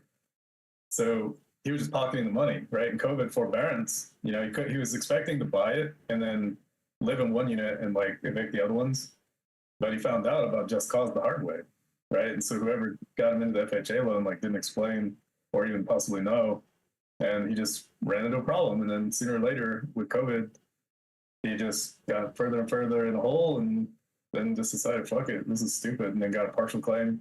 He's down a bad path, and 3 years later or whatever, so they're just FHA fails, and nobody really knows how to deal with them. Like, they're putting it on the market for 600, and she didn't know how to run a short sale, right? That's the other thing, is like, agents are afraid of short sales. They don't understand exactly the process, and it's so paperwork intense up front. But if you're an agent, well, let me put it to you this way. I'm trying to buy the property for 175 and she's got it listed for 600, right? Her commission value is going to be the same percentage wise. So like, when we first started talking about this, she didn't really realize, like, when I said I'm going to beat the money out of the bank, like what that's going to mean. So initially when she got the listing, she was looking at an $18,000 payday, you know, ish, possibly a double dip at 5 or something, or 6. And now she's going to get, 3 of, or maybe even 5. I'll probably try to tip her out on this one because she's been extra helpful. But, Oh, 175 and 5, so earbuds she's going to make for, them 6, 7, right? Mhm. And so that's totally different. And it took forever. So from her perspective, a win's a win, but also it's not 18,000. And I did a lot of the work. Like I got a Matterport. We did like an offshore, Xactimate bid guy that does all my work for me. And, I got a BPO and coached him through that and created all the documents and stuff. But she probably initially thought she's gonna make 18,000.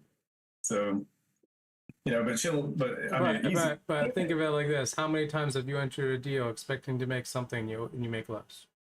Welcome to business. No, I'm not saying that. I'm just saying like it was a listing for, I'm just saying like her initial amount of money she thought she was gonna make was one thing, but she didn't know how to go through the short sale, and initially she probably thought one thing when she got the listing, but you realize like there wasn't an exit, and so like now we're in a different territory, right?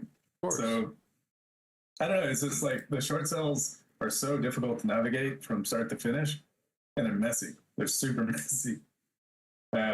So it's just nobody wants to mess with them. It's a wide open market, and there's so many of them. Like Phoenix right now is 27% up year over year on foreclosures.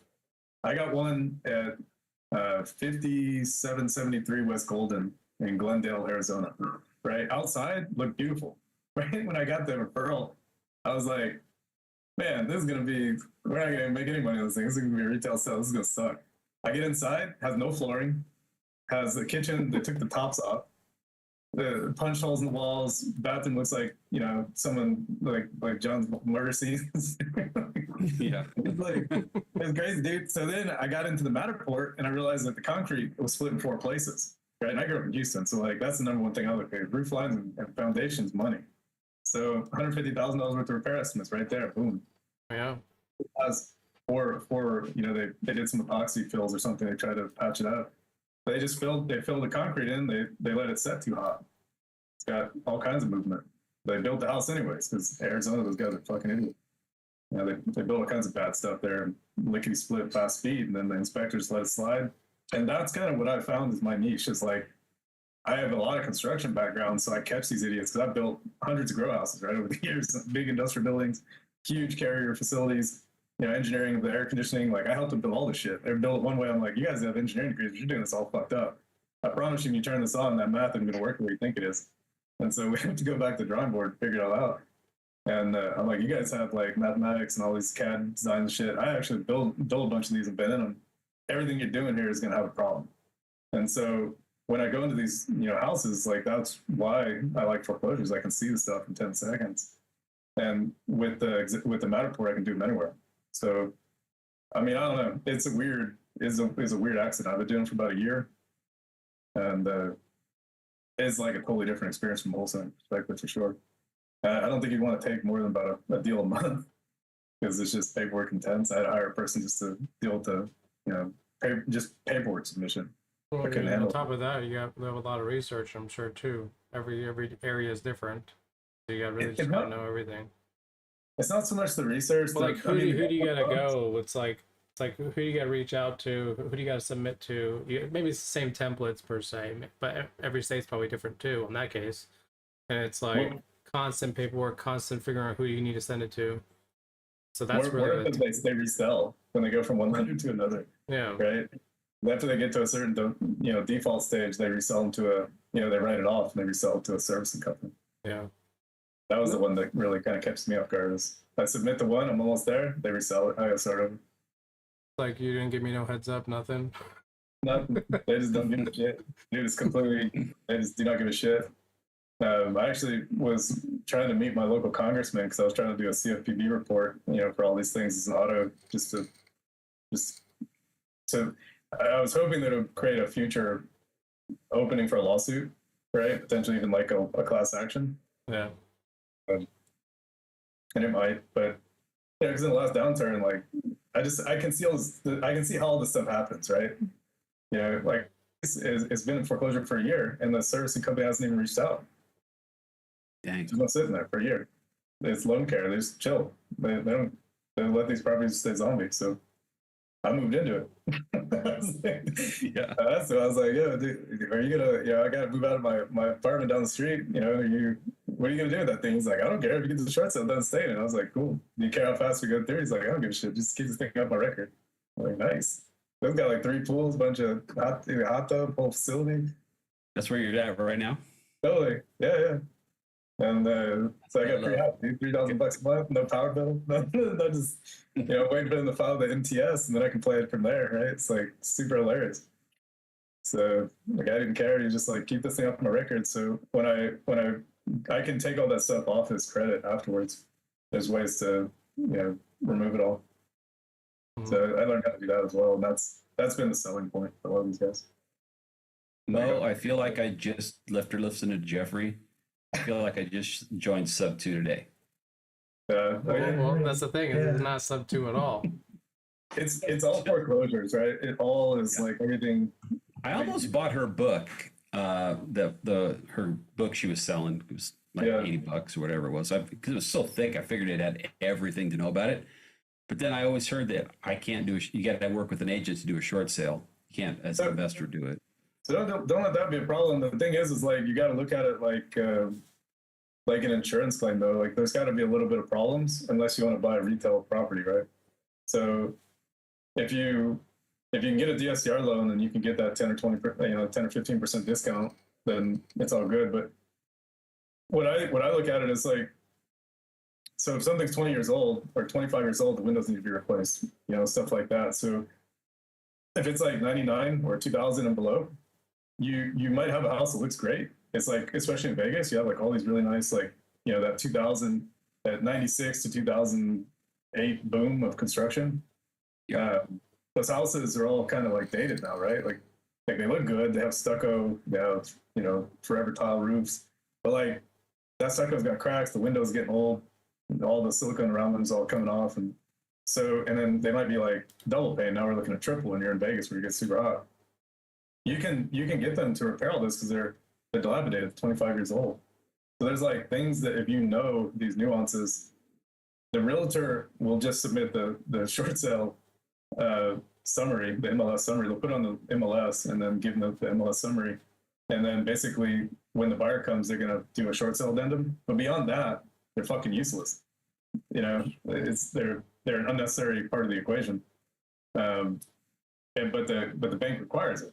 Right. So the number one part of it is the BPO. You got to get that appraiser right on the same page. Otherwise, you're in trouble. If the appraiser isn't on point with what you're trying to do, and you get the condition number wrong, you have 1 is like a brand new house, 2, 3 is like it's a little bit older house, still nice. 4 is like got some deferred maintenance. 5 is like it's almost unlivable. 6 is it is unlivable. Right. So if you hit that 5 every time, you're in good shape. If you hit that 6, you're in great shape. And you do that with the report you were talking about, which is like how the windows need to be replaced. Yeah. This still is 1996 on the inside. All these things are going bad. Impossible to finance.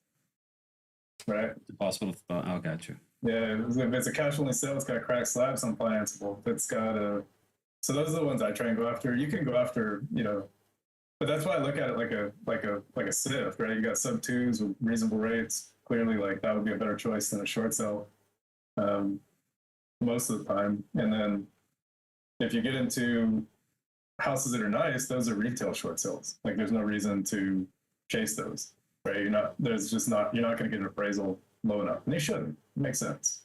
Gotcha. Okay. 12% discount is fantastic for an end buyer, right? They got a windfall deal. They're happy. They get coming with an FHA loan. They're stoked. VA loan, same thing, right? Zero cost entry. It's all good for them. 12%, they're stoked. But when they get beat up, that's when those short sales are good for the investor. That's the one that you'll make fun of them. Gotcha. The older houses. Yeah, because you're looking for those 60% margin, discounts anyways, like or $60 on the dollar deals anyways. So now you're able to get them below 45 or at or below 45, right? And you don't have to go in there and fight with everybody. So it's just like, but it is harder to find them. It is a little bit of a grind. The on-market ones, because of reverse flipping, there are a lot of people out there scraping for those. And those guys did like $19 million in a month or something. It's crazy. But I don't like them. To me, they're like a bunch of like, minor scumbags, and do whatever, say whatever they want. I don't like the way they do business, right? I did a little bit of business with them, and they were just like nonchalantly fucking up my deals, and they were like using the ClickFunnels to bring in a lot of leads, but they weren't telling people that they have like a 90% rejection rate or whatever. So it's good for them because they're getting all these great deals and they keep the best ones. But they were screwing up a lot of wholesalers who were out there actively trying to bring these deals to them and messing up all these people's foreclosure path. And so they presented as like, we have an in-house loss mitigation. We like bought this big company, blah, blah, blah. And I get on the phone with the guy and I'm like, so like, are we going to litigate this? Like, how are you guys going to go about this? And they're like, oh no, we only mess with it if it makes enough financial sense. I'm like, I thought you guys had in-house attorneys.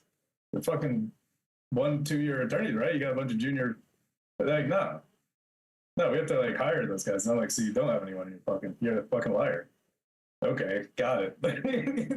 Yeah. I see what's going on here. You're just straight up fucking liar. I get it. Okay, good. So your ClickFunnels full of shit. You may have an association with the loss mitigation. You're so fucking full of shit, man. Dumpers. So Yeah, damn. I don't know. I caught him at the early stage, I think, but like Jesus, that was enough for me. I was like, man, you guys are. I had two or three properties I could have dealt with. You know, kicked back the foreclosures, got them at auction. I promised them the world, right? I'm like, yeah, we got this guy who owns a loss mitigation company. He's totally gonna help you out. I just need you to sign this quick claim, do these things. I totally got, their little 20-minute course, did all the things, sent them in. I didn't hear anything for like 6 weeks. I'm like, hey guys, like my deal gonna go through. Not a word.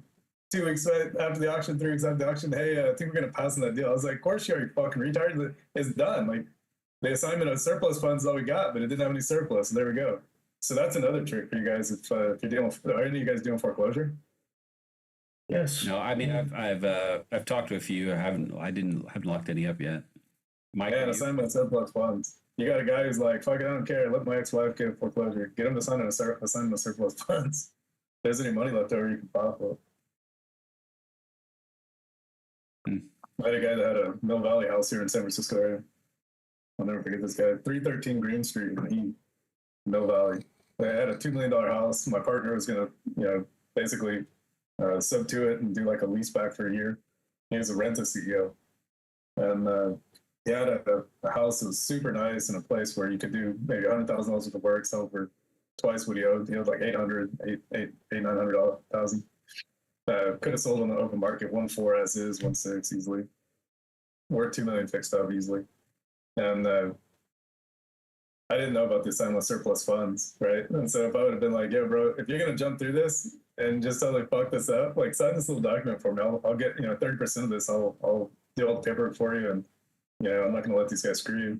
He probably would have done it. I just didn't know, right? Yeah, man, I keep seeing. It's probably been a couple months now, maybe even longer. And I saw an ad come up, on Instagram or something like that about going after surplus funds. And it's a whole thing about just like tracking those things. So if you do People it don't know they got beforehand, that money coming to them. if you do it beforehand, you file right in. You send it to the trustee, you send it to the county clerk, and you file. If you do it afterwards, it's a little bit of a different situation. But I have power of attorney typically, and the assignment of surplus funds signed, so I just file it for myself, and they have to pay me. But it's one of those things where like, I filed. So I have a friend that does 200 flips a year, in Virginia. His mom is like the Afghan queen of flips. She just buys these at auction all day, and that's what she does. She buys them cash, buys them cash, buys them cash. But she's really, old school aggressive, and so she tells this guy like, look, you're giving the assignment of surplus funds away. Like, let us file it for you. So I did my first one. Virginia has its own set of laws. Like, if they can't find somebody, there's like no statute of limitations, like forever. So who knows what guy we paid? It was like $100,000, and they had a first, second, and a third. And until they're all settled, they find everybody and they whatever. It's like, I have no idea when the money's going to come. But I filed it, and the attorney gave me zero flack. Like, took the power of attorney, took the assignment of surplus funds. I was pretty impressed. It was like not that much work, but it's like a waiting game. Like I just check in with him periodically, and the guy gave up on me pretty much. He like just assumed we'll never get the money. So, I got a question for you. So I have I have someone that I was trying to help with the foreclosure that's coming due on this Thursday. And I know he didn't do anything. He doesn't have an attorney or anything. So how would he go about applying for the surplus of funds? So if there's anything left over, he would get it. Fill out an assignment of surplus funds. Do you want to do it for him, or do you want him to do it for himself? I want him to do it for himself, but I know he's not going to. I just want to do it for the experience, really, at this point. But I guess it's going to cost me money. No, no. They have a form that you would fill out. So I created my own on ChatGPT. The county has their own sometimes. You can download the assignment of surplus funds county. So it's just like an assignment of anything, right? You have rights. It's got the county. It's got the loan number. It's got the foreclosure date, the foreclosure information, and then a warning that they're aware that that surplus funds is being paid out to somebody else. If you're assigning it or whatever. But the thing is like it's an easy pitch. Just call them up and be like, "Hey, dude, are you good with paperwork?" And he's be like, "Yeah, I love paperwork. Everybody does, right?" "No, I hate paperwork. Paperwork's terrible. What are you talking about?" And you're like, look, this form, I can fill out something. We can salvage whatever's left if there is anything left, right? I have no idea So what is the situation with the foreclosure equity? I guess we'll start there. Okay, so he had a loan for the house for $65,000. He bought it for $85,000. His payoff statement as of last Friday was $104,000. The house was worth about 170. If there's an AR, if it's repaired. So I think it's probably going rate right now is probably about 150 or 160. Okay, so you think somebody at the auction will probably bid, I'm guessing, like around 130, 120, and there might be a surplus. That would be math in your head is? If somebody does bid on it, where is it? First of all, it is in Denellen, Florida, which is Central Florida. Perfect. Yeah. So, you just I can send you an email if you want. But basically, because I have one from the reverse flipping guys that let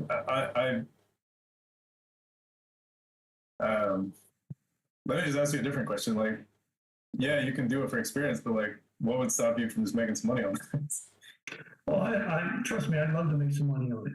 Yeah. So look, man, this is going to be my first one, and I'd be happy to do it for like 20-25%. And I can get this filed for, or you can do it yourself. Would you be open to it? And you'd be like, whatever. And so you get paid for it, right? So it's like 40-50 grand. You make 5 or 10 grand just for doing this on the surplus funds. You still get paid. Okay. So you need two things. You need a power of attorney so that you can sell this for him, and then you need the assignment of surplus. I mean, you don't necessarily need the power of attorney, but I would also go on bluenotary.us and get a remote online notary where he jumps on there with his ID and does a MISMO, MIMSO, like a MISMO, fidelity title where they record it and have audio and stuff. That way you can have these valid remote online notaries to validate that you've got this thing notarized, and then submit it to the trustee before the auction. Then when the auction happens, they'll have to pay. okay. If there is a surplus, first of all. Right. Gotcha. Yeah. I don't know if anybody will bid on it or not. Can't tell. But Yeah, where is this in like some nowhere 100,000 in Florida? Like this like a hole in the wall, or what's the? it's not a hole in the wall. It's a blue collar neighborhood. It's there's some houses that are very nice, and there's some that are just they got cars that are broken down and they ain't fixing them. So Yeah, I mean, don't be afraid to sell your service, right? Like if you can collect some money for him for free, he doesn't know what the hell he's doing, or even know that it's a possibility, right? Okay. So let me get this right, because maybe I missed some steps and I went in La La Land or whatever the hell. Okay, so you're telling me anybody that's close to auction, okay, and that whatever they're gonna get foreclosed on, they're gonna go through auction, whatever. Right before it happens, submit this form, right? And let's say the house is appraised for 150, but somebody bids and buys it at 120. There's a 30,000 surplus there, but if you submitted the form prior, he would get that amount. But if you negotiate and you get that 25% worth of it, you get that money no matter what. So your basis is not on the appraisal, but on the equity. But equity, whatever. On the equity and the bid. But yeah, If let's say the bank's owed 100 and somebody bids 120, then you got a $20,000 surplus, right? And Minus that the would fees initially go to the seller, right? Because if he no, were it to would file, initially go to the freaking state. okay, It's that like goes a to slush fund. It's crazy. So It then, just- what are you doing with what kind of service are you providing the seller now? You're gonna fill out the paperwork and collect it for him, so you know how the fuck to do it. So he would technically collect it though, instead of the state, if he filled that out. If he filed it, yeah, he's entitled to it, right? But you only get what you ask for. So if you don't Gotcha. ask for it, So you're then basically it's just offering the service and like getting him money, even though he's losing the Dude, you house know how to file for regardless. surplus funds? He's like, no. I'm like, I do. You want me to get it for you or what? You want to deal with the paperwork or what? It sounds like terrible. Well, who wants to deal with paperwork? Why are we saving houses when we could just do that? That's I know. Shit. And it's like, I just okay, some of them aren't going to win, right? Just keep them going. You know what's crazier is the guy in Virginia, his son is a lawyer. And he hired me to do it. Why? Because we had a conversation and he believed that I could do it, I guess. I don't know. But that's what I'm trying to tell you is like it's a weird thing. And so again, it's something I saw, pissed me off. I was like, dude, you should have just taken this lease option we had. I would have, all we needed was a sub 2 to get in first position. I could lend you whatever you want. Right. And then he didn't. He let the thing go to auction. And then I found out that there's a process to redeem that money. And I was like, fuck. Like $800,000 I was left on the table over a fucking piece of paper. Are you kidding me right now? Man, I was pissed. I was pissed. But that's the expensive lesson, right? It's like you learn about these things. So I went to this girl's house. And Here's she was what we're like, going to do, hey, Mike. Here's what we're going to do, Mike. We're going to pull the entire nation. Okay. We're going to upload it into the system. And we're just going to contact them and say, hey, your auction is due tomorrow or next week or whatever. We're going to do this service for you. And we're just going to throw a bunch of forms out, right? Everywhere we go, just keep throwing a bunch of forms to all these people. It's like, worst case scenario, we don't get anything, but best case scenario, we make some money, It's like that. Instead of buying these properties and trying to wholesale them, you can be getting all these cuts. Yeah, you can say something funny like, hey, did you already give up on the auction? You're like, fuck the bank. Do you have any equity left? Well, why don't we go fuck them and get your money back?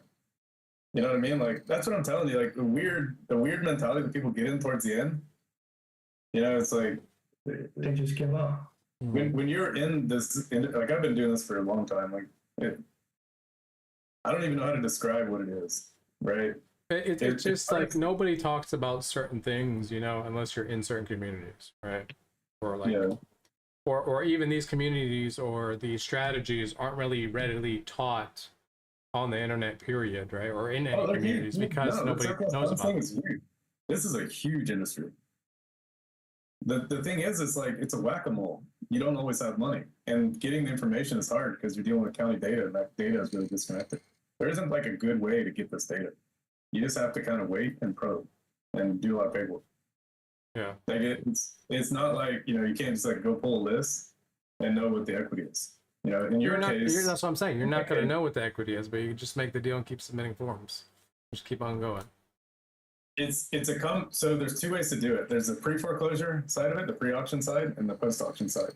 So the post-auction side is much harder because you have a time limit you have to file, and if you don't do it within that time limit, there's more paperwork involved. Well, why don't you do it during the pre-foreclosure time frame?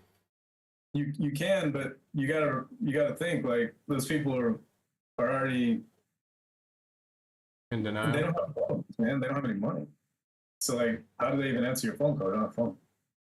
That's the number one, right? And I know I unless you've been in this business for a minute, you don't realize like how many people are like starving and stuff. Like it's really bad. Like people don't talk about this much, but that's really the thing is like once you get in this, like you start. I don't even know how to describe it. That's why it worked for me because I was like, you're in this situation, the bank don't want to do anything for you. Like, dude, give me a couple of days. I'm gonna come up with a solution. Nah, that's not gonna happen. And so like at some point if you can figure out how to communicate with them and get a hold of them, which is 99% of the problem, then maybe you could, but well, I mean, it's the same thing when you're trying to acquire their house when they're in foreclosure. Same problem. I feel like if you just went after it like that, it would be I mean, I don't know. I would say it'd be very difficult to just niche down onto that decision. Mm-hmm. Because Yeah, I mean, already, I'm like, sure there's gonna be problems when you get into stuff like that. I would just throw something I was gonna throw on my ass right now, but yeah, no, I mean, people do it, right? Like people do it, and they use auction.com data and different stuff. Like there was a guy who in Virginia, he was the auction.com. Jeffrey, I'm like, I'm way past the hustling game now, so it's like I'm not even there to freaking hustle like that anymore. Yeah, So- it's a hustle. It's a hustle, and you're dealing with the most like beat down people. I'm at the point now where it's like, just tell me how many houses I need to buy for depreciation at the end of the year, and I'm okay. 100%. Yeah. But- That was difficult. I went through the paperwork just kind of out of curiosity because we thought there was a business model for his, because he's doing 200 flips. He knows the owners, right? He's literally buying them and trying to figure out when he can get them out so he can start his work, right? So I was like, why don't you just offer to get the surplus funds as like part of you, because you're getting your own money back. It's like getting a rebate. Mm-hmm. So I was like, I'll do 50-50 with you, dude. Just bring the people and I'll file the paperwork for you. Why not? And so he was just doing such high volume, it made sense. And his mom's literally illiterate. She cannot read. She's Afghani. She's like from Afghanistan. She does not fucking read at all. Zero. She's 60 something years old. It was the craziest thing. This lady's the hardest working lady. She grinds. She spends like $2 million a month buying houses and can't read. She's literate. But she's able to bring these people to me and get them warmed up. And so she's good with sales. She's good with construction. She's got a business that works and she makes a ton of money. And all I'm doing is helping her get her money back, helping that guy get his money back. And I don't know, it worked out. Like if that first deal would have been 30,000 on the 30%, he had 100,000 delta. So depending on the liens, right, we're still looking at, 15 max and then, whatever. So there's money in it, 100%. If there's money, it's a win-win. If there's no money, then it's just a waste of time. Waste of time. Yeah. But one of the shot, yeah. So that's the shot in the dark is where it gets a little bit, difficult because you got to have a little bit of you got to have people behind you. You got to get a couple of deals in the pipeline to fund the paperwork grind because it is grind. Mm-hmm. So I just look at it as like, okay, so you've given up. It's by case basis as you're going through these deals. It's the last offer. It's like, well, it sounds like you've given up on the deal. What happens if I just filed for surplus funds? I did the paperwork for you and we split the proceeds. Well, it sounds like you're not going to get the money any other way. You run out of time. And on like the last 10 days or whatever before the auction, they pretty much, just said they held it. And so I filed the surplus funds as like another option. But cool. in places like Vegas, oh my God, Riverside in California, it's like high dollar property, a lot of drugs, a lot of crazy stuff going on there. A lot of foreclosures here. I went out and door knocked a lot of them. Left stuff on the doors, shit like that. But got a hold of a couple. But it was one of these guys that it like I can get around this. I can get around it. I haven't paid a mortgage in 22 years. I keep filing this motion, and I'm like, that's real, dude. That's real. There's some people that I ran across a guy that hadn't paid in 5 years, and I was like, dude, I gotta be honest. Like, I'm pretty good at this, but I gotta ask you a story. Like, this is awesome. How do you get around it? I was like, what are you doing to make? I was 5-0, not kicking down your door right now and pulling you out, dude. He was. He just followed one emotion after another, and he had circumnavigated it and in COVID, he had a forbearance for 3 of those years. So I don't know. It was foreclosure it's an interesting one, and when you learn how to use a partial claim to, so if they have a job and they can get a partial claim, you can wipe the debt, so you can start over, with no arrears. So a lot of times these foreclosures that everybody thought weren't going to be, feasible because it's going to cost too much money to get into them. You're like, hey, do you have a job? Well, if you have a job, I'll buy your house. I just need you to file some paperwork. And they're like, what do you need? Like, let's call the bank and see if they'll be okay with creating another loan, with the money you owe. Instead of you paying it, let's make another lien. Would you be cool with that? If you can do that, I'll buy it. And they're like, yeah, okay. I'm like, I'll let you stay another 3 months. Okay. So, Man, I feel like we could sit down all night, talk about this. The only problem is it's 11:15 over here, and I haven't eaten dinner. So Yeah. I'm- I just jumped in here. You got me talking. Yeah. yeah, Oh but man, but I learned so much from you. I appreciate you sharing your knowledge, brother. same here, Yeah, Jeffrey. Jeff, I appreciate you for coming. I agree. Jeff, I actually set an appointment with you for tomorrow. Did you? Okay. Yeah, I don't know if you want to, but yeah, I just want to, pick your brain, just tell me where to learn, because I will. Cool. Well, let's do this actually. Before we jump off, I'll send you the emails. It'll be better in case I don't, for whatever reason. I guess I should probably read this ebook or this Audible book called Foreclosure Investing for Dummies. I should probably get past the intro on that. Yeah. What? Here, I'll hook you up. Don't share this link because it's gonna fuck with my ChatGPT API. But I'll hook you up with something crazy. Wait, please, for real, don't share this link. No, But I built something. Okay. Promise.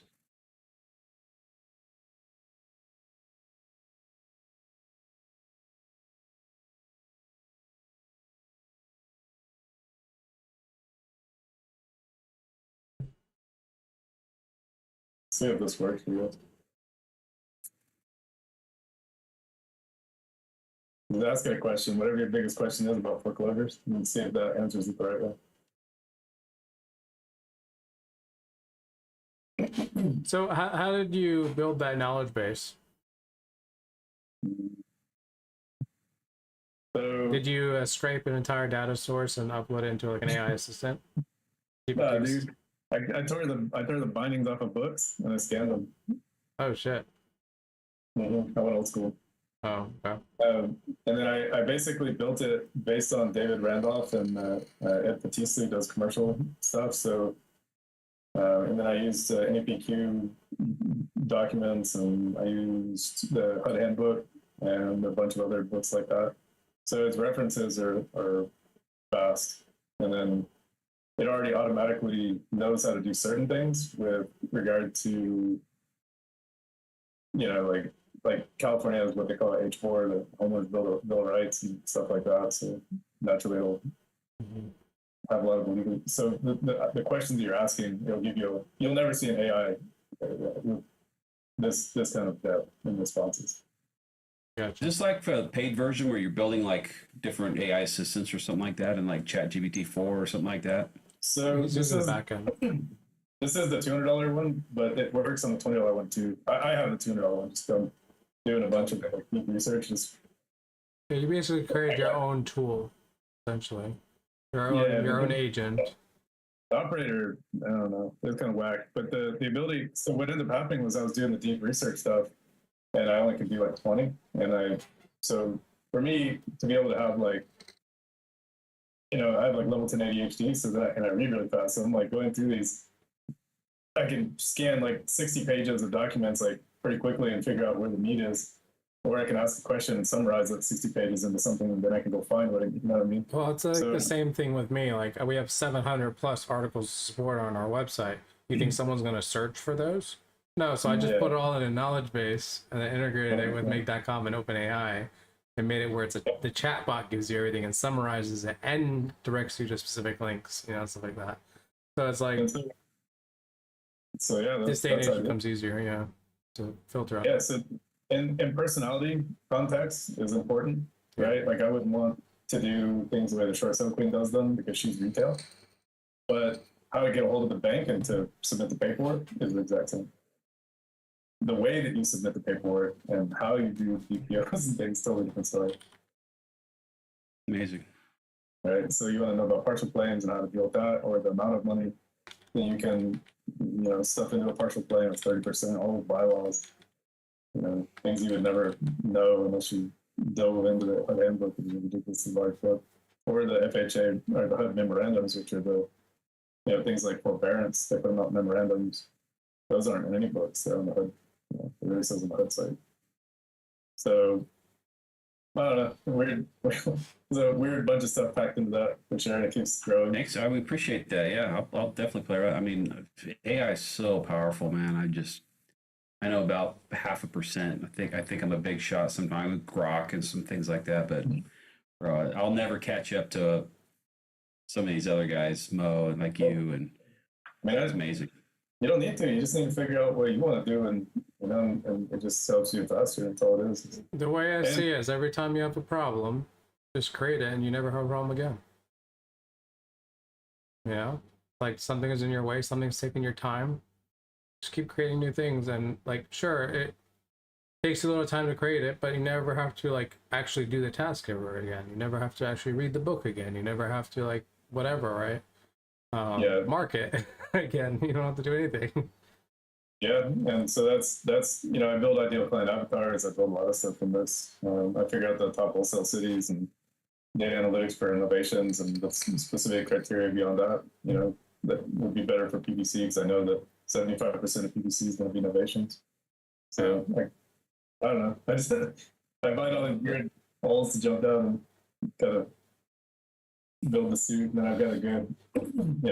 It shortens it helps me focus on something specific where to, otherwise I'm like wondering and I'm wandering. This gives me a couple days worth of focus.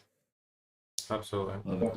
Cool. I appreciate you guys. I am really going to clock off this time. But thank you so much, Jeffrey. Thank you, John, Mike, Sammy.